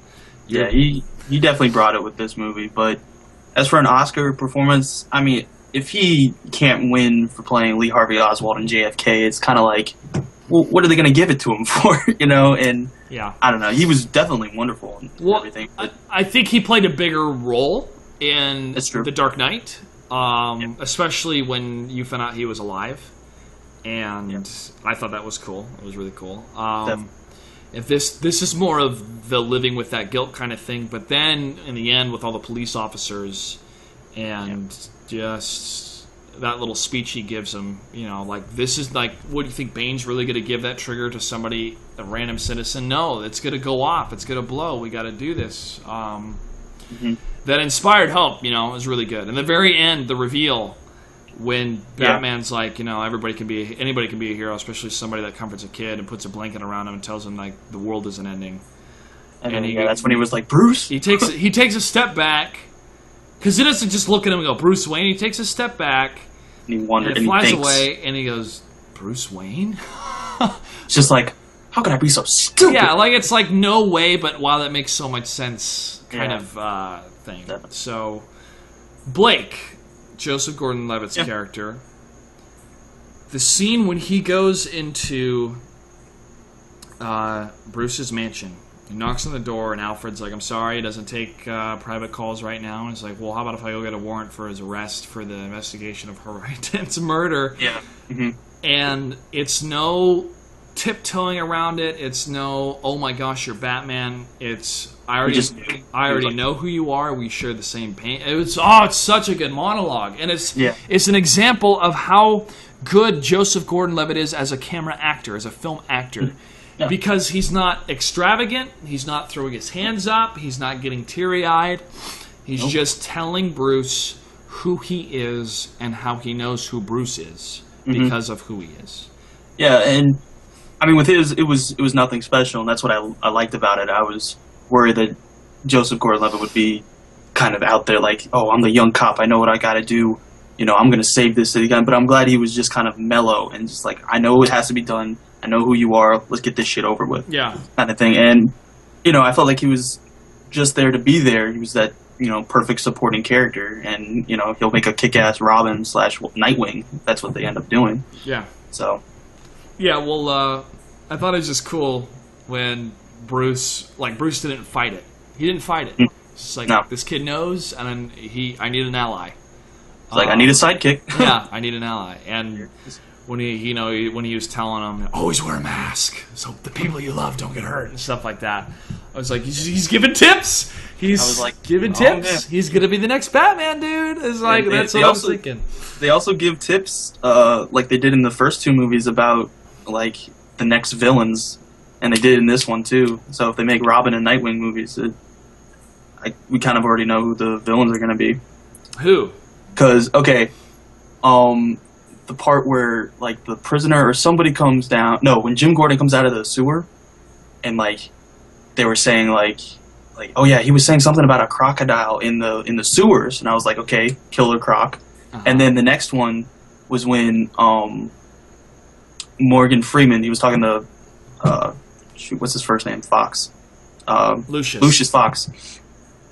And he's just like, oh, you're back from, cryogenic sleep or whatever. And I was thinking, oh, well, Mr. Freeze's wife was in cryogenic sleep. I'm like, hey, that could be it. I might be going out on a limb, but at the same time, they did it very subtly in the first two movies, like with Catwoman, and I don't know if they did one for Bane, to be honest, but they did it with Joker, and what else did they do? I think they did something with Ra's al Ghul coming back. I can't remember, but it was just mainly for the Joker in the first one, which people went crazy for in theaters. Oh yeah, when they turned that card around, it was the Joker. Yeah, it's like, it's nuts. It's like, oh, you had to know it. Yeah. Let's move into Christian Bale's performance of Bruce Wayne. This was the least amount of Batman we saw in any of the films. Yeah, but it's the most amount of Bruce Wayne.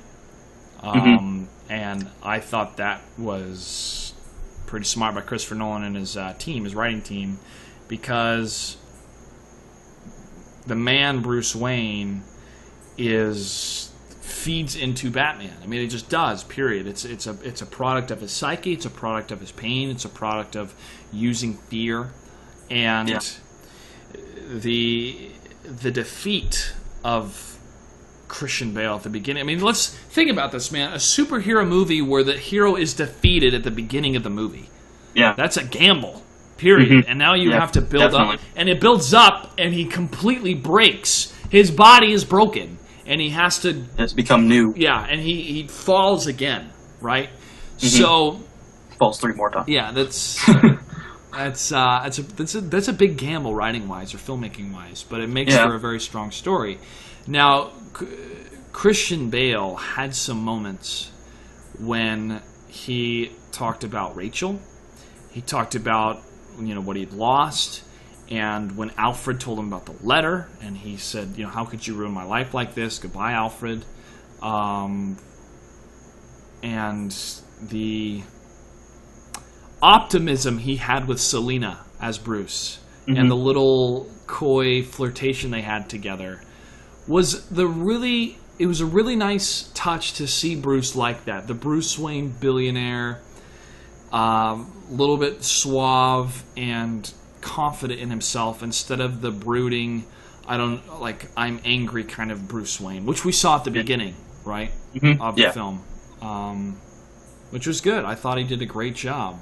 Yeah, I mean, I thought it was definitely, as the Bruce Wayne character, it was definitely a chance to see the side of Bruce Wayne that we rarely saw in the first two, except for Dark Knight, when he starts deciding, should I do this anymore? But I don't know. I just felt like, while Christian Bale did look kind of older, and he was coming off his Oscar-winning performance for The Fighter, I felt like he didn't make Bruce seem like he wanted to become Batman, and like I felt that made me feel like, I don't know, Christian Bale actually wanted to do this movie, because the entire time, even when he said like, oh yeah, I'm going to become Batman again, I was like, dude, I don't feel like you want to become Batman again.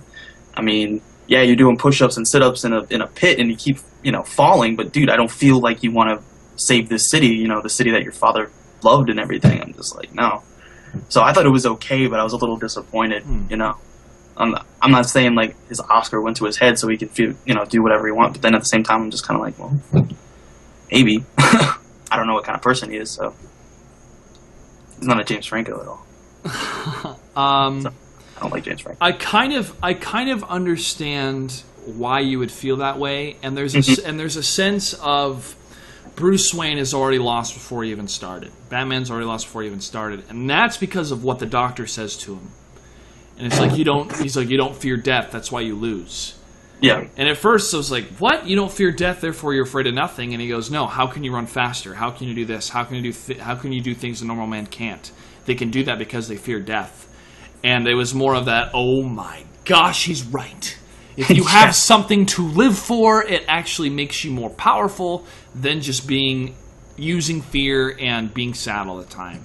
And that's when I saw that Bruce Wayne could actually make it, and without the rope, get up that pit and go kick some Bane ass back in Gotham. That was like, I have something to live for. And that was it. The first half of the movie, the only thing he had to live for was Rachel, and she was dead. And it's because he thought that she had chose him and she paid the ultimate price. And then when he found out the truth, and even Talia helped out with that, is that there is, I mean, because they kept trying to get him to meet her, and there's this project to save the world, and you could do it. And Alfred brought up, they don't need Batman, they need Bruce Wayne. They need your intellect, they need your passion, they need all that stuff. Money, well, yeah. I mean, they do need their money, because with the whole orphanage thing. They did. Well, let's bring up Talia, and then I want to bring up some of the story elements. So, this. Do you want to go first, or you go first? Yeah, I want you to go first. I talk too much. Well, okay, I knew that the little kid in the pit wasn't Bane when the guy lifts the little kid up to climb up the wall, because as soon as he does that, the protector turns around and then starts fighting exactly like Bane. I mean, the first thing he does is a headbutt, and I was like, okay, that's Bane. The little kid looked like a girl. I'm like thinking, okay, someone's talking shit to him or something. So when she sprung up as Talia, I was like, okay, cool. Now we get to see an evil side, which we've already seen from Marion Cortland in Inception, where she could be really evil. So the entire time I'm thinking, all right, when's this performance going to break out?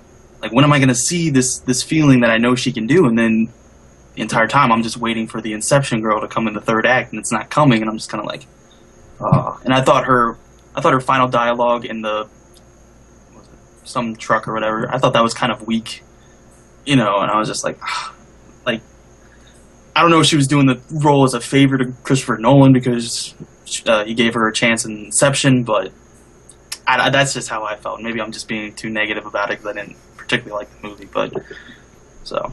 Okay. Well, I found her to be very lovely in the film. Oh yeah, before she turns Talia, she's like, yeah, she's sexy as hell and she's lovely. Yeah, well, she's sexy and she's very grounded, and she can stand toe to toe against Bruce Wayne when he's talking to her about the project and the world, and was making fun of people that just flaunt their riches when they look like they're giving to charity. And she's like, well, actually, I put this on and I paid for all the food. And he kind of apologizes.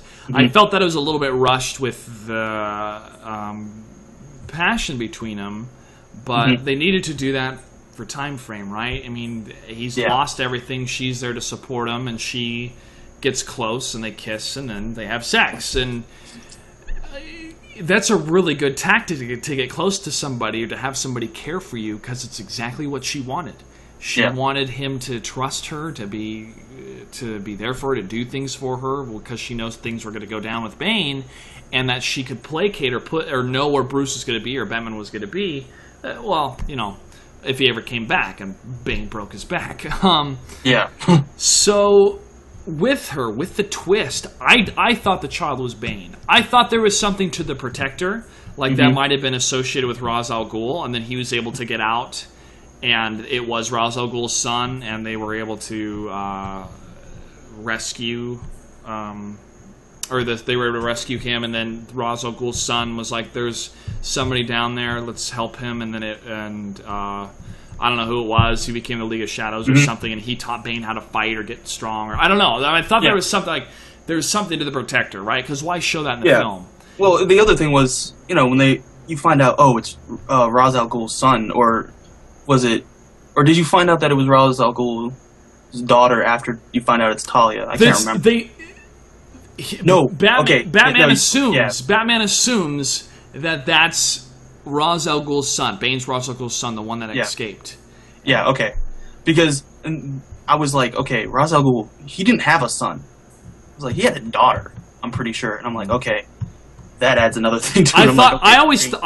I thought that she was there was that picture of her in a robe, and people were like, she's going to play Talia. And then the Warner Brothers was like, no, she's not playing Talia, she's playing this person. And so they had to keep that twist. I didn't think it was a girl with that child. I thought it was a boy. I just thought it was. When I saw it a second time, it was I could tell it was a girl. But it was only because I knew. I thought they did a pretty good job of hiding that because it was Batman assuming. It was his mind assuming that it was Ra's al Ghul doing this. And the doctors that were there and stuff, they wouldn't talk about it, really. They would just say the child. They wouldn't say the boy. They wouldn't say the son. They said the child. And finding out and then finding Bane and understanding. I still was trying to piece together what the doctors had did to him. If Bane was addicted to morphine or if the doctor was addicted to morphine. I don't know. I think some of that was a little bit lost. We just knew that he got messed up and he has to. Yeah, and if he takes off the mask, it's extremely painful for him. So it's like, okay, that's all we know. That's good enough. And there was plague. I mean, that's it. So,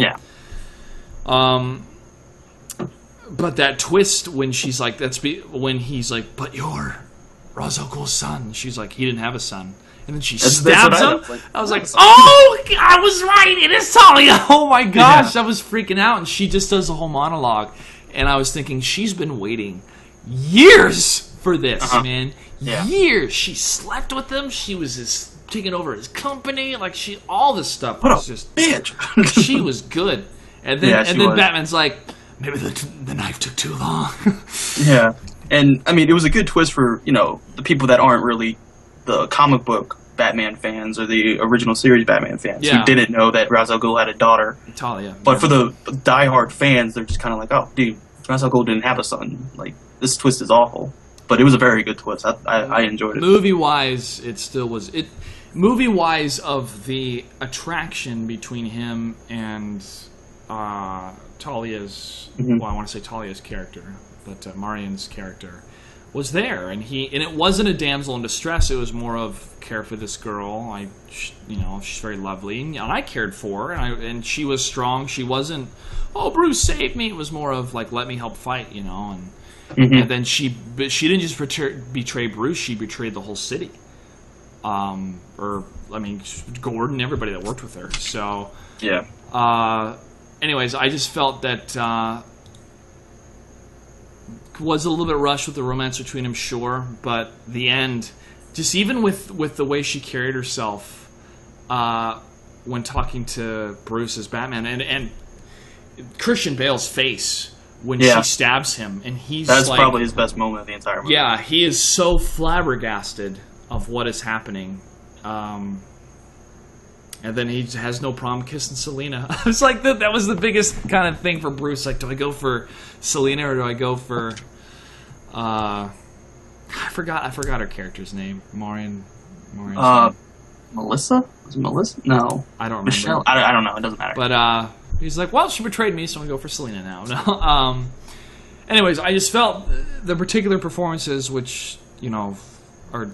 so essential to the trilogy of Batman with Christopher Nolan's films, I thought were great. And as before, with Heath Ledger being cast as the Joker, of what the hell are you guys doing? I felt the same way of Anne Hathaway, and I can say that I was wrong. Anne Hathaway was a great choice for Catwoman. It's A funny. lot of people disagree, but I agree with you that she was definitely a great choice. Yeah. Okay, so the trilogy itself, and you have to put these movies together as a trilogy. Yes. What was Batman supposed to accomplish, and did he do it? All right. I have this kind of written down, so if I'm looking down, that's what I'm fine. reading. I go, okay, Batman was supposed to make it so ordinary people didn't have to feel like they needed to be extraordinary to stand up to a tyrant or stand up for justice. He was trying to be the symbol of hope in a hopeless city. I don't think he accomplished that. I just think he blew himself up in the end. It's kind of the fall of a tragic hero who only wanted to change the city that his father loved, and he failed. And there's no other way that he could, you know, he was like, I felt like when he was flying away with the bomb, it was kind of like, this is how I'm going to save the city. You know, I failed doing it this way. Here we go, kind of thing. And then, does that accomplish it? To me, it doesn't, because, I mean, he just blew himself up. I mean, he is a symbol of greatness, but then at the same time, you know, I don't know if anybody else is going to dress up in a mask other than the Robin and Nightwing character kind of thing. That's how I took it. But I thought it was definitely like a tragic hero story. You know, because not all hero stories and Batman stories need to end in happiness where, oh, everything's good, you know, the city's safe now. You know, I thought them making the choice of, okay, this was a hero, he failed to do his duty, it's very tragic, that's the end. And I was like, that's... Because when I saw the bomb blow up, I was like, yes, this is how it needs to end. And then you see him at the goddamn restaurant, and I was like, mother... Okay. So. Well, looking back, and this is another great praise for Christopher Nolan of incorporating Batman Begins into this trilogy. Because some trilogies are like, well, the first movie barely even existed, right? They hardly even mention it. But this, a lot of things came full circle of what Batman was trying to accomplish. What was wrong with the city of Gotham is that the order was corrupted. Police were corrupted, bureaucrats and gangsters were able to buy the law, and people were getting away with murder, literally. And the Batman was taking things into his own hands to inspire that honor that is needed, that justice, that law-abiding citizen and police force to do the right thing. And what had happened in The Dark Knight is a lot of people became vigilantes like him, and he's like, this is not what I wanted. More people are going to get hurt, or going to get hurt trying to do what I do. And Alfred's like, isn't this what you wanted? And he's like, not like this. Not like this, Alfred. He wanted order. He wanted justice. He wanted things to be done right in the process, even though that process had failed him and his parents, right? But he still believed in that. He believed in Gordon. He believed in what Gordon represented. That's why he worked with him.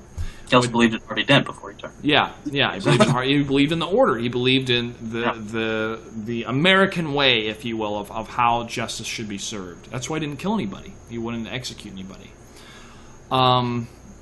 So he believes in Harvey Dent. He gets to that point, and Harvey Dent turns on him.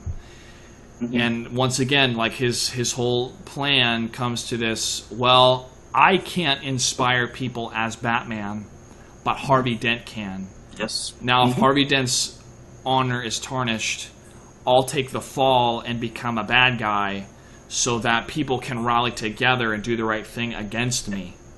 Yeah. And then at that point, he actually did accomplish his mission. He was like, yes, this is what I wanted, but then it all just went to shit. Yeah, it wasn't, because it was based on a lie. Yeah. It was based on a lie. And then the League of Shadows came in, and when Gotham really needed him, when Gotham really needed the police, really needed the people to step up for honor, they didn't do it. I mean, of course, against a nuclear bomb is pretty tough, but they still needed that inspiration and hope. And so he fought with everything, and that's why Selina Kyle is so important in this film, is because she represents Gotham, and he sees that in her. She represents, the good part of Gotham. He's like, I see good in you. Even though she, is a hooker and she robs from people, he sees good in her, and he wants to inspire that good out of her. And that's what I love so much about those scenes where she can escape at any time. And I even forgot how Bane died after I saw it in the first movie. I was like, what happened to Bane? What happened to him? And then when I saw it the second time, Selina Kyle rolls in and shoots him in the chest with a rocket, and he flies across the room, and I went, That's how he died, or maybe he's not dead. Yeah. Whatever happened. I was to a him. little disappointed by that. I was like waiting for his mask to get ripped off or something. Dude, that fight scene, the second fight scene, second time you see it, at first I'm like, the jump cuts and whatnot, and they have to do jump cuts as a filmmaker because if you see somebody getting hit in the head too many times, it's automatically rated R. Yeah, that's true. The second Matrix film is rated R because... the whole Agent Smith fight scene, because they just kept punching the shit out of him. Well, no, it was Carrie-Anne Moss kicking a guy in the head. That's how it got. Okay. That's how it became rated R. So yeah, just things like that. So like you have to be careful with the fighting. But the second time, man, just Christian Bale with his screams and how they were just power punching and everything was so good, so good. I was happy with it, but then at the same time, I was really disappointed because he has his back broken, right, and then it turns into this whole thing. Okay, he's got to build himself back up. He's doing push-ups. He's doing sit-ups in this pit. He's going through all this stuff. He's jumping and falling 3 times, breaking his back again, and so he has to start all over. Gotham's in ruins. Like, we don't know what to do. They have all this build-up, and then the fight scene's not even 3 minutes long, and I'm like, come on. It was way too short for me for how much build-up there was of, like, an hour and a half. I'm just like, you gotta be kidding me. Okay. They could have made it so much better if they just choreographed it longer and just... it could have been some good choreograph because they were 2 good fighters. Yeah. Joker wasn't a good fighter. Scarecrow was a terrible fighter. Ra's al Ghul was the other good fighter, but that was whatever. But they were 2 brute fighters who had the same training and everything, and it was just like they could have had a clash that could have been better than Episode 3 of Star Wars. And I'm not saying do a half an hour lightsaber fight like they did, but do something that will accomplish all this waiting we've been doing. I thought The Dark Knight. I thought Episode 3 to Star Wars was a horrible ending fight scene because it lasted way too long, and I already know what was going to happen. It just was like, and they kept That's true. They kept cutting to different like areas of the universe and whatnot, and it was just like this does not feel. It doesn't build up. It doesn't build up. In this, when Batman was fighting Bane and Batman lost, I was like, what just happened? Yeah. What Batman got demolished, and then when he comes back. That to me mentally is like Batman just got demolished against this guy. Can he do it?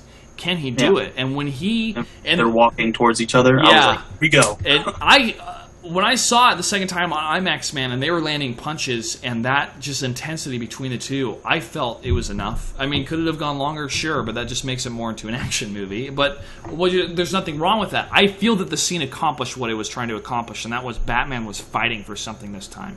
Yeah.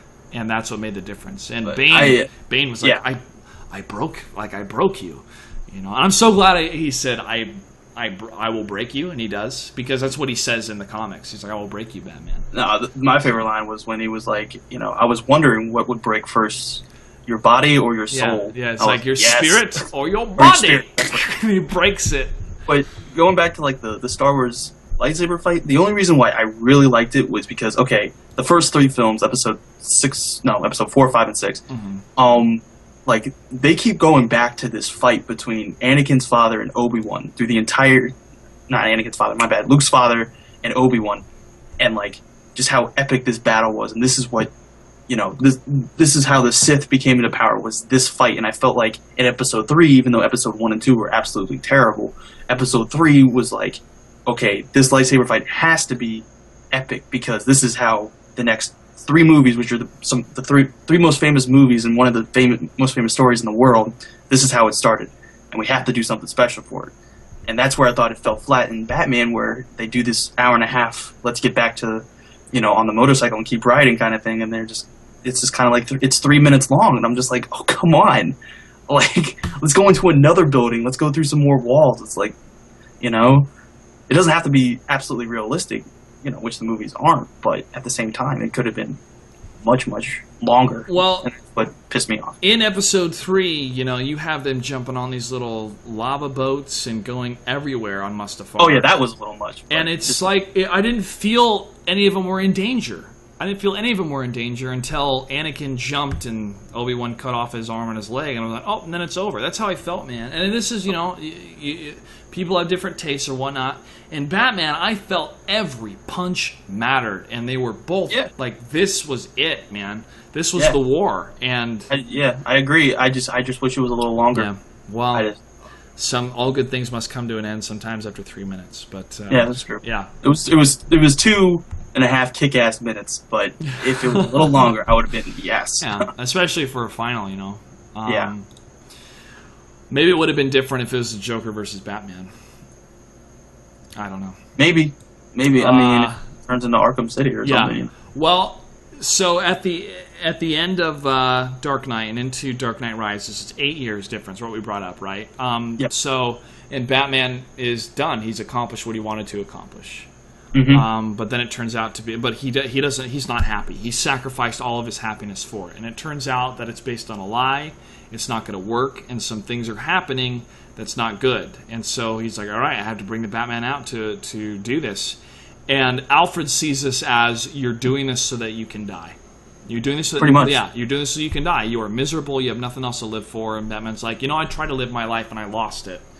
Lost it with Rachel. Yeah, and so to me that was already kind of the tragic fall of Batman. It was there, and then he's fighting for nothing except the people of Gotham, which there's not much there anymore because he sacrificed so much, and then he gets destroyed by Bane. He's lost everything. He has hit rock bottom, and this is kind of the same thing that happened in Batman Begins at the end when his mansion's on fire. He's got a board on top of him. He tried to incorporate this code and all this learning and all these travel abroad secret programs he was doing to make himself better and Gotham better, and it failed. But then he remembered what his dad told him, like, why do we fall so we can pick ourselves back up? And when it had that clip one more time when he was in the jail and it showed his father doing that, I remember that from Batman Begins. It's such a poignant moment, and I went, this is it. Like, he has hit rock bottom, and now he's going to come back, and he's going to actually have something to fight for this time. And when he had that, and when he had the policemen rallying behind him, and that he became an actual inspiration for hope, he did everything he could. And even Selena Kyle's like, you've done everything for these people. You have nothing more to give. Mm-hmm. There's nothing more you can give them. You've given them everything. And he goes, not everything. And that when he says that in the trailer, I went, that's it. He's going to die. He's going to die. Yeah. And so he gets the bomb. Now, I'll go a little bit deeper into what they had done. But he gets the bomb blows up, and Bruce Wayne dies.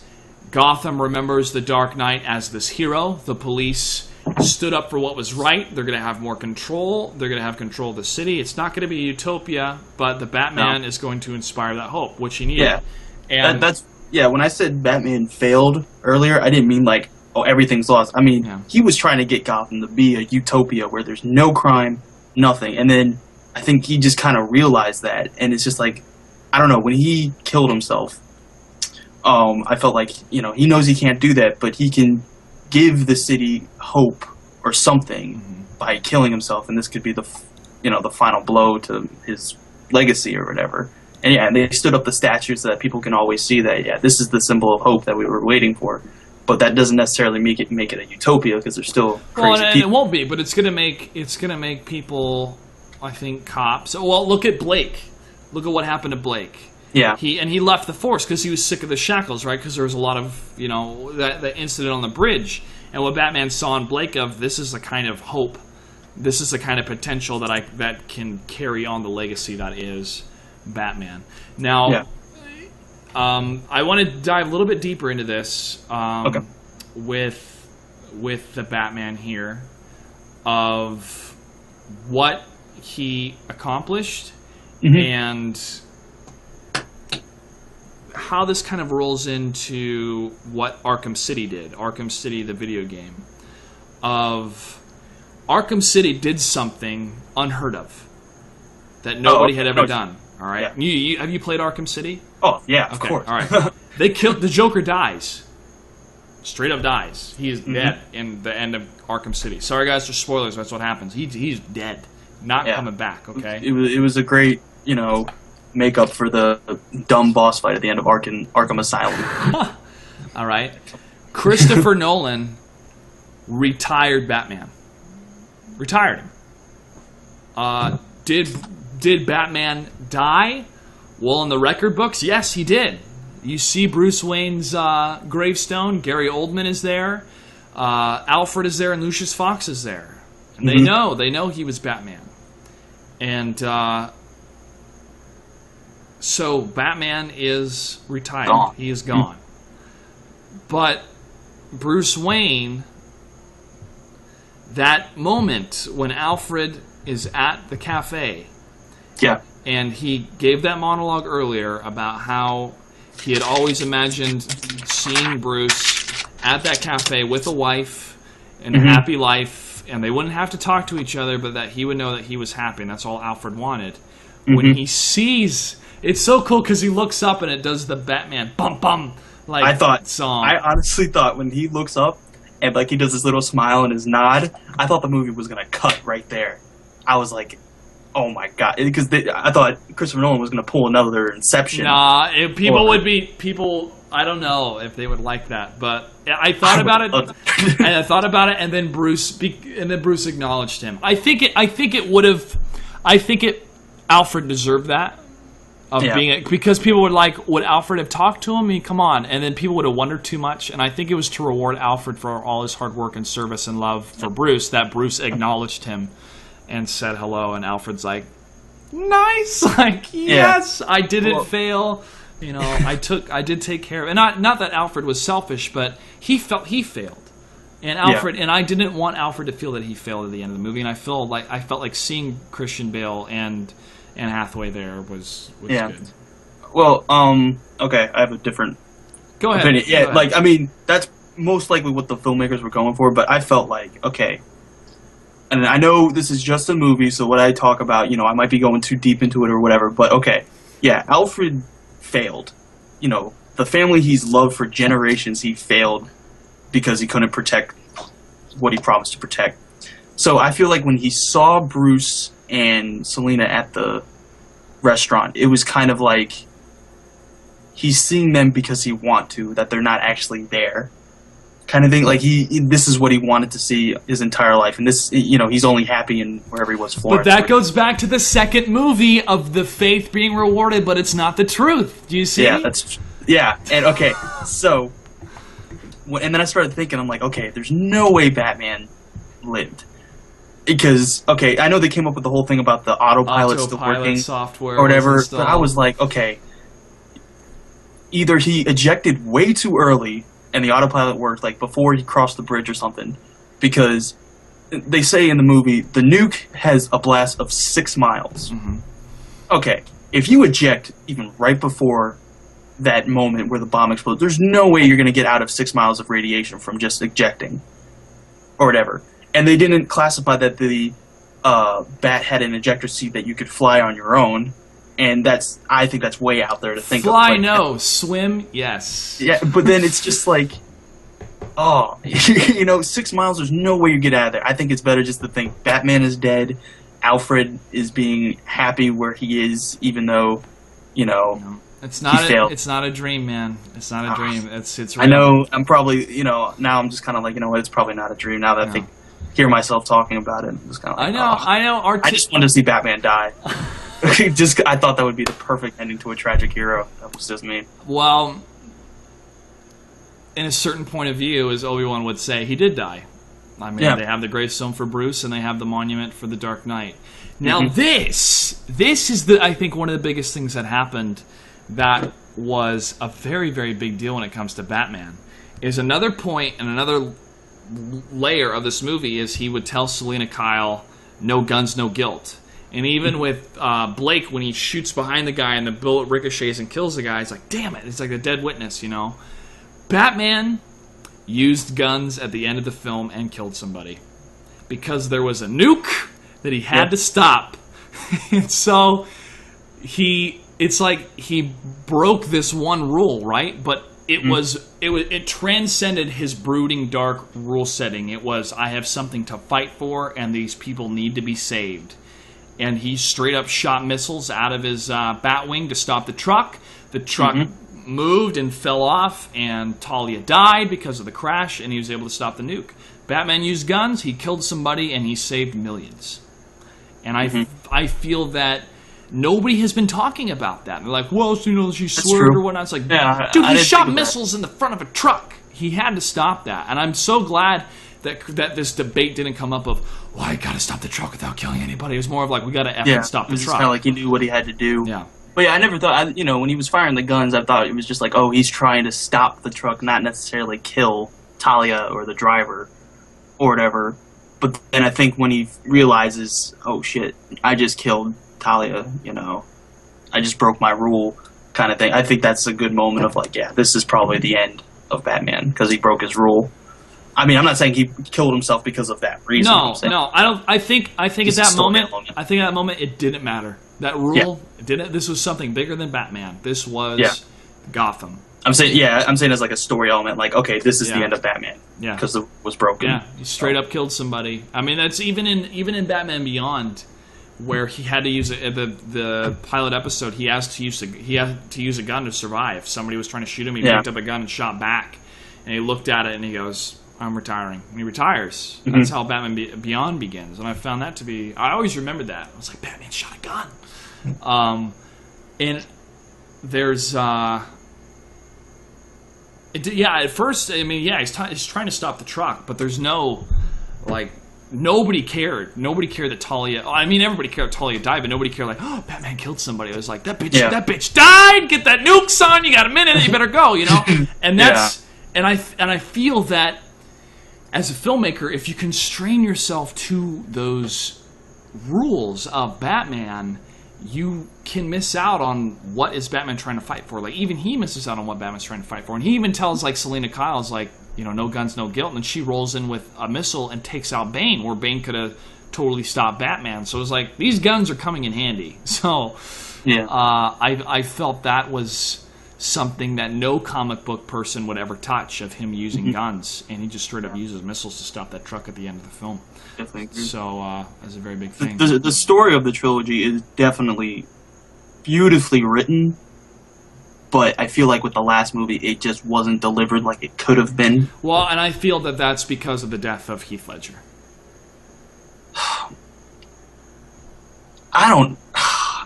Even if Heath Ledger was still, I don't know if Christopher Nolan would have put him in the movie. I mean, I have one idea of how he would do it, but at the same time, I'm kind of like, you know, there's no point for him to be in the movie. If he put him in the movie, it was just kind of like, oh, hey, Heath Ledger still got it. Here, let me show you an example of how well of an actor he still is. Well, yeah, exactly. Like, what more can you do with the Joker, right? Yeah. I want to rewind a couple years ago, and this was after The Dark Knight had been out. I don't think Inception had been out yet. It might have. I don't know. But there was no announcement on The Dark Knight Rises yet, but I was in a film writing class, really good class. I learned a lot about writing in that class. It was great. And it was a workshop more than a class. It wasn't at ODU. It was okay. I was about to ask who the teacher was. No, it was private. I forgot the teacher's name. Clyde. Clyde is his first name. It's really good. I forgot his last name, but he was a really good guy. Anyways, I had this idea come out of nowhere.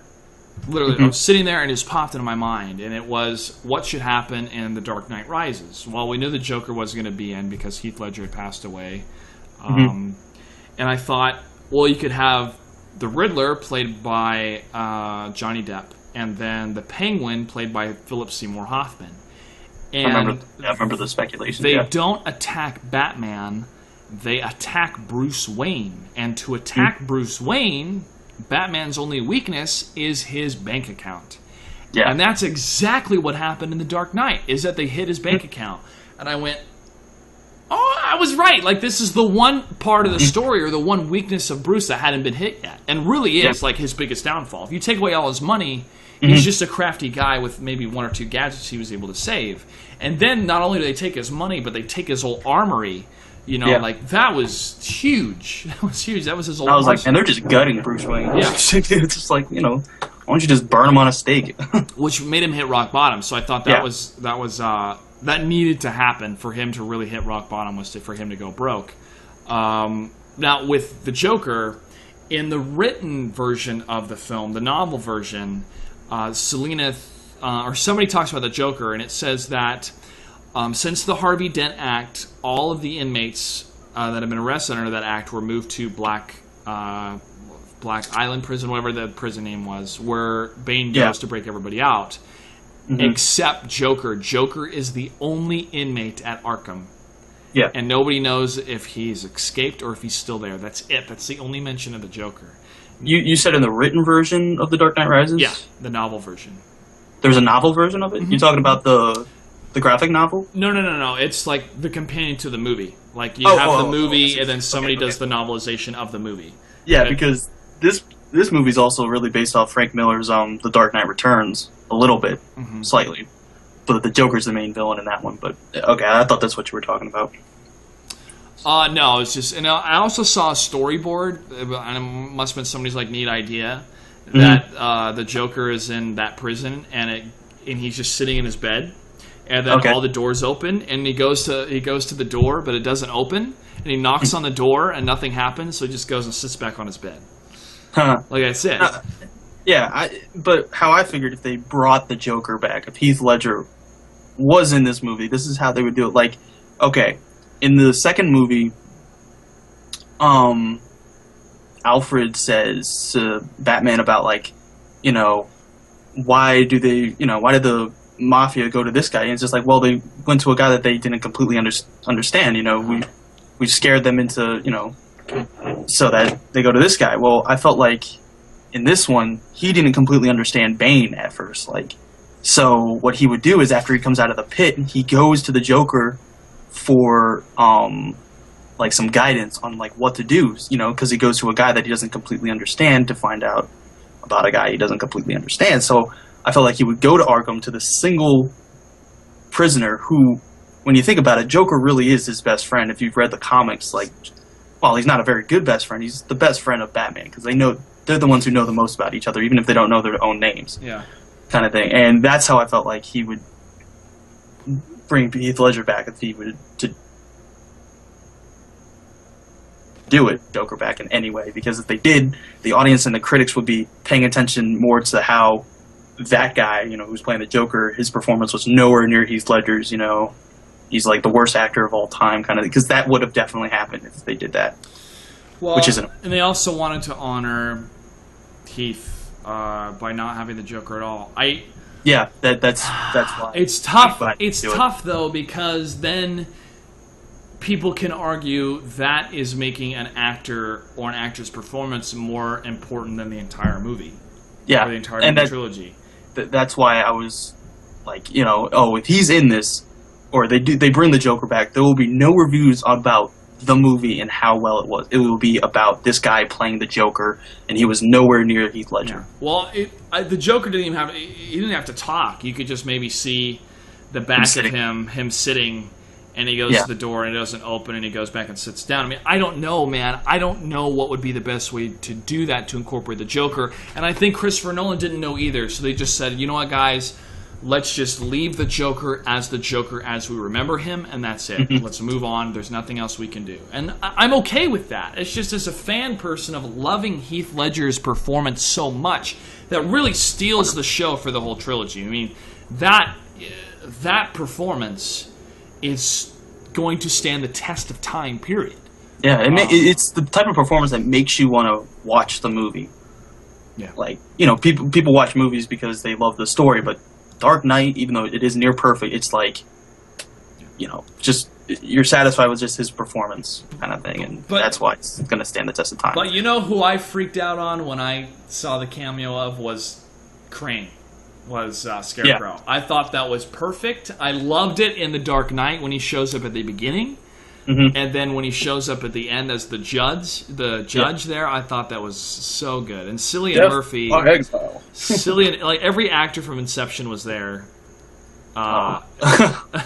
Pretty much, I feel like he did that because he knew he could get them for a good price.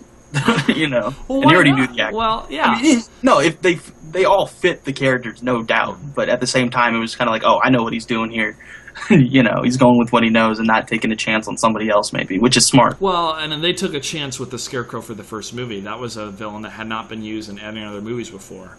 Yeah, But it still worked because it was cool. And it was two villains, Ra's al Ghul and Scarecrow. Mm-hmm.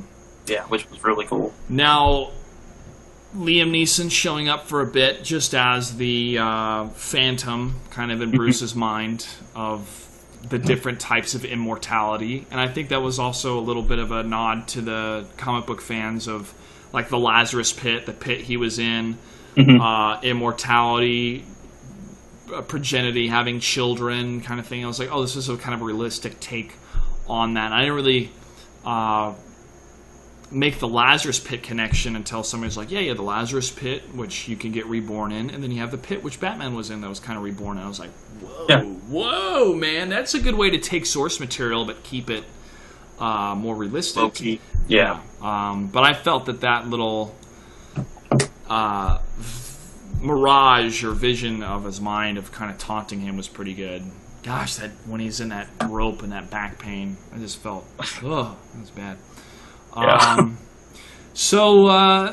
We pretty much dissected this movie, my friend. I enjoyed it so much more the second time. I'd love to go see it a third time in IMAX before it's completely over. I'll have to check times on that. That's going to take a while. How far? Let's see if I have enough money. But just for myself, and also to honor the trilogy, because this type of filmmaking created a new benchmark when it comes to films, and so many people had made fun of comic book movies for a long time. You know, a little bit rightfully so. I mean, they were a little bit cheesy and not on. The Burton ones, they're cult classic, but they're not that great. I watched the first Batman, Tim Burton one. I'm just like, oh my god! Like, I'm so used to Batman Begin. I'm just like, it's the late '80s, early '90s, man, and even that time of movies and action has changed so much. So much.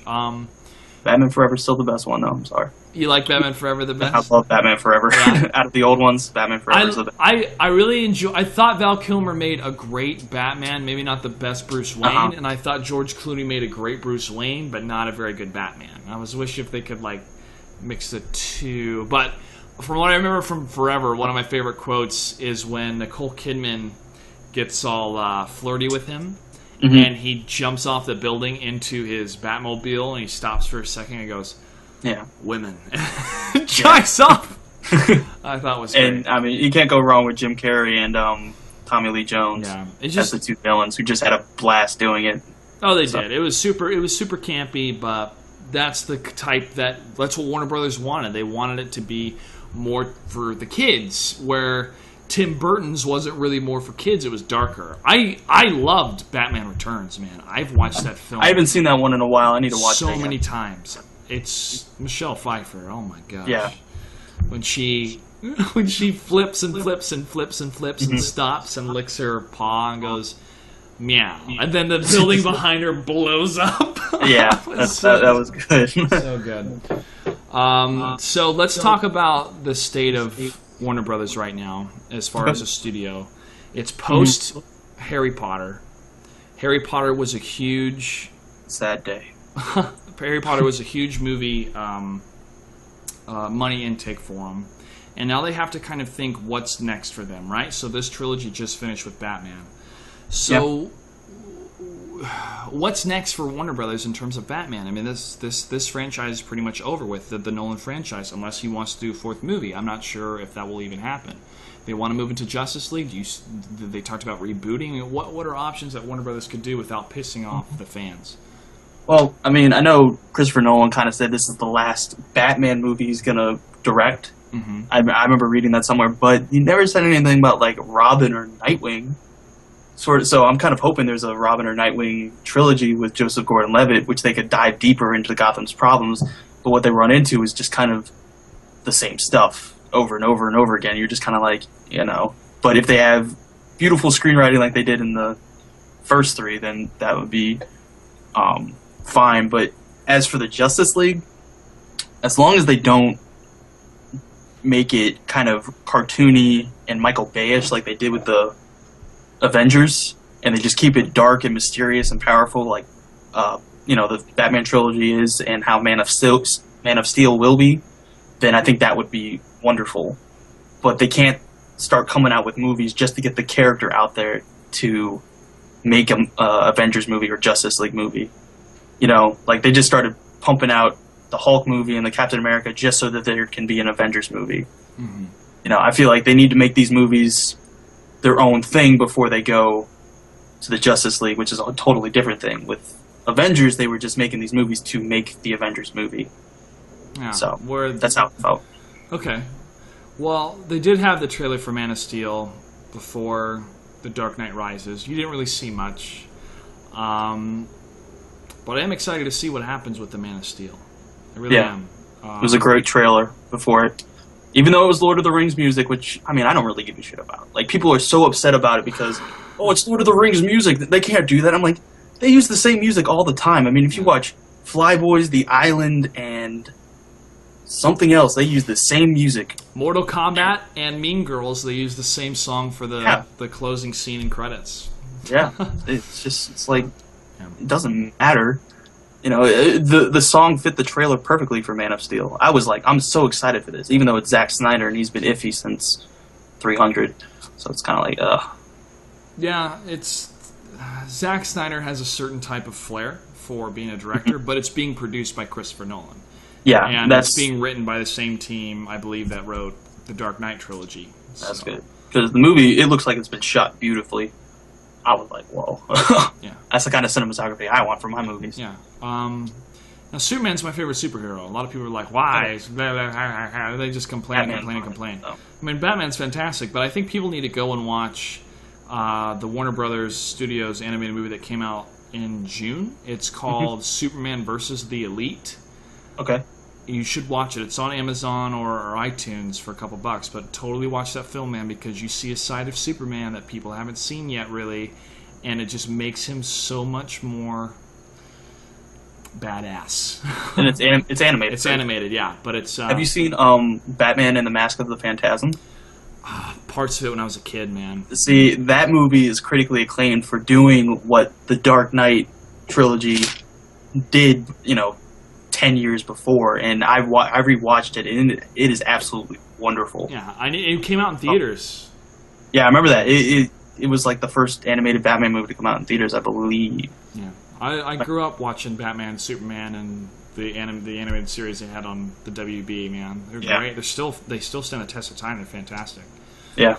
So, was there anything else you'd like to say, Matt, about the Dark Knight Rises or the Christopher Nolan Batman trilogy? I think The Dark Knight Rises, after I watch it about 4 or 5 more times, especially when it comes on DVD and Blu-ray, I'll be watching that thing all the time. I think it's going to grow on me. But right now, I'm totally disappointed with how the third one is. And the second one is a much better movie. And I felt like with the connection between, Dark Knight Rises is more of a sequel to Batman Begins than it is to The Dark Knight, which... I don't think it's completely right, but at the same time, I understand how the story flowed and how they wanted to do it, but then I was like, there needs to be more connection to The Dark Knight other than just a picture of Rachel and Harvey Dent everywhere kind of thing. So, that's just me, but it's a wonderful trilogy. It is one of the best trilogies ever. There's been speculation about it sweeping the Oscars, which will absolutely not happen. It might win all the technical Oscars and maybe an acting Oscar, but sweeping the Oscars and it will not win Best Picture, especially with Lawless and Killing Them Softly still to come out, and with Beasts of the Southern Wild out right now, which are the 3 best films of the year. It's not going to have a chance to win Best Picture at all. Now, directing wise, Christopher Nolan most likely will get a nomination for directing, but I wouldn't be surprised if he didn't. So. But I've been reading articles about people saying it's going to sweep the Oscars. Actual critics saying it's sweeping the Oscars. That's not going to happen at all. Okay. That's just me. It reminds me, almost a decade ago when The Return of the King was up for 11 Oscars, which tied Ben-Hur and also Titanic. And, Lord of the Rings would not win for Best Picture. for Fellowship of the Ring, and it didn't win for Two Towers, and so people thought, well, it's not going to win for Return of the King, and then it swept the Oscars, and it tied Ben-Hur and it tied Titanic. Yeah, and Return of the King is a wonderfully made movie, and that's what I feel like when people say the Oscars don't go for the films people watch, like, they always go for the films nobody's seen. And then I kind of think, like, okay, so what about Titanic? What about Crash? Everybody saw those movies. And it's because the artist won last year, and nobody saw the artist because it was a small film, and it was a silent film, and most people walked out of it because it was a silent film. But I say the best picture always goes to the better made movie. It might not be the best directed movie at all, but it always goes to the better made movie. And, Dark Knight Rises definitely wasn't it. Well, sometimes when the people vote, they will vote for the trilogy and not just that film. Yeah. I mean, that's what happens sometimes. I felt that the Return of the King is one of my favorite movies. I think the Return of the King, or the Lord of the Rings trilogy, is the best made trilogy of all time. Okay. I mean, it's pretty up. I mean, just how they shot it and how everybody was there and everything. It was just fantastic. Yeah. Now, the Hobbit's going to be a trilogy now, which is pretty cool. That was nice. I don't know how I feel about the Hobbit. I feel that... I feel like it's going to be some shit. If The Dark Knight sweeps the Oscars, I will be completely happy about that, completely fine with it, but I will recognize in my mind that this is because of the whole trilogy and not just that one film. And that happens sometimes. Yeah. Like even Russell Crowe, he won Gladiator because of The Insider. Because of his role in The Insider that he did not win for. I think people were like, well, he was really good in Gladiator, but he was also good in Insider too, so I'm going to cast my vote because of that. It just happens. It's association. And while it's all good, I don't like how the Academy does that. Like, I feel like if you want to give an award for a trilogy or a series like Harry Potter, give them an honorary award. Yeah. Yes, Return of the King deserved its Oscar for Best Picture, but if they want to give an honorary award for Harry Potter, which they should have done, and for this trilogy, I would be completely happy about that. But if Dark Knight cannot win Best Picture, then this movie will not win Best Picture. Or sweep the Oscars. I know. I think it was a tragedy that Dark Knight... Well, I shouldn't say tragedy. It's a really big word. I think it was disappointing that The Dark Knight did not receive a nomination for the Oscars, and that was the biggest film of that year. It was huge. Yeah. Christopher Nolan is on fire. He's an incredible filmmaker. He's some rich as hell. So, yeah. Well, he does a great job. He deserves the financial and critical success that he has. He has good people around him that are involved, including his wife, and help him make good decisions. I just hope that it doesn't turn into another George Lucas where he has people surrounding him that continue saying yes and that challenge his decisions. But I feel that he has a group of people around him that he respects that tell him no in certain decisions, or he'll tell them no, and they are able to work together within that environment and create the wonderful pieces of art that we are able to enjoy.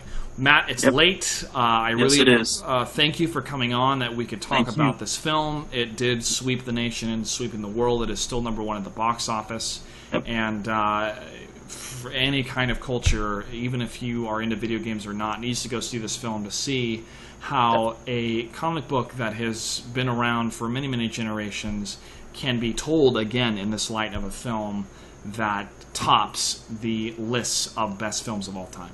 Yes. So, really need to see that. All right, my friend. Well, thanks again for coming on. Anything new coming your way that people should check out? YouTube channel, anything like that? I'm starting a blog here pretty soon where I'll be doing movie reviews. It's not set up 100% right now, but I do have the title, and the title is Starbursts and a Rusty Harmonica. And I think my first post will be like why the hell I'm calling it that, because there is a story behind it. But other than that, I'm not sure. I'll give you the link as soon as it's done. And just go see Beasts of the Southern Wild whenever you can. I'm telling you. I'll try to. I think it's playing down at the Narrow. It's a small theater around here. Definitely where it's coming. Yeah. All right, guys. Well, thanks for watching Shifting Gears. I'm your host, Clutch. You can follow me on Twitter at Clutch08. I'm at 3,999 followers, so I just need one more to hit 4,000. So one more. Make a new account and follow. That's cheating. All right, I want to thank my buddy Wiggin and Tiberius for coming on the episode as well. Next week, guys, there will be an episode. There will also be let's see, we'll have a little bit of a preview for MLG Raleigh coming up. That's going to be 2 weeks from this weekend. And the esports just keeps happening and happening and happening. It's good. It's good. There's a lot of stuff out there. So stay tuned. Appreciate you guys watching. I'll see you guys next time.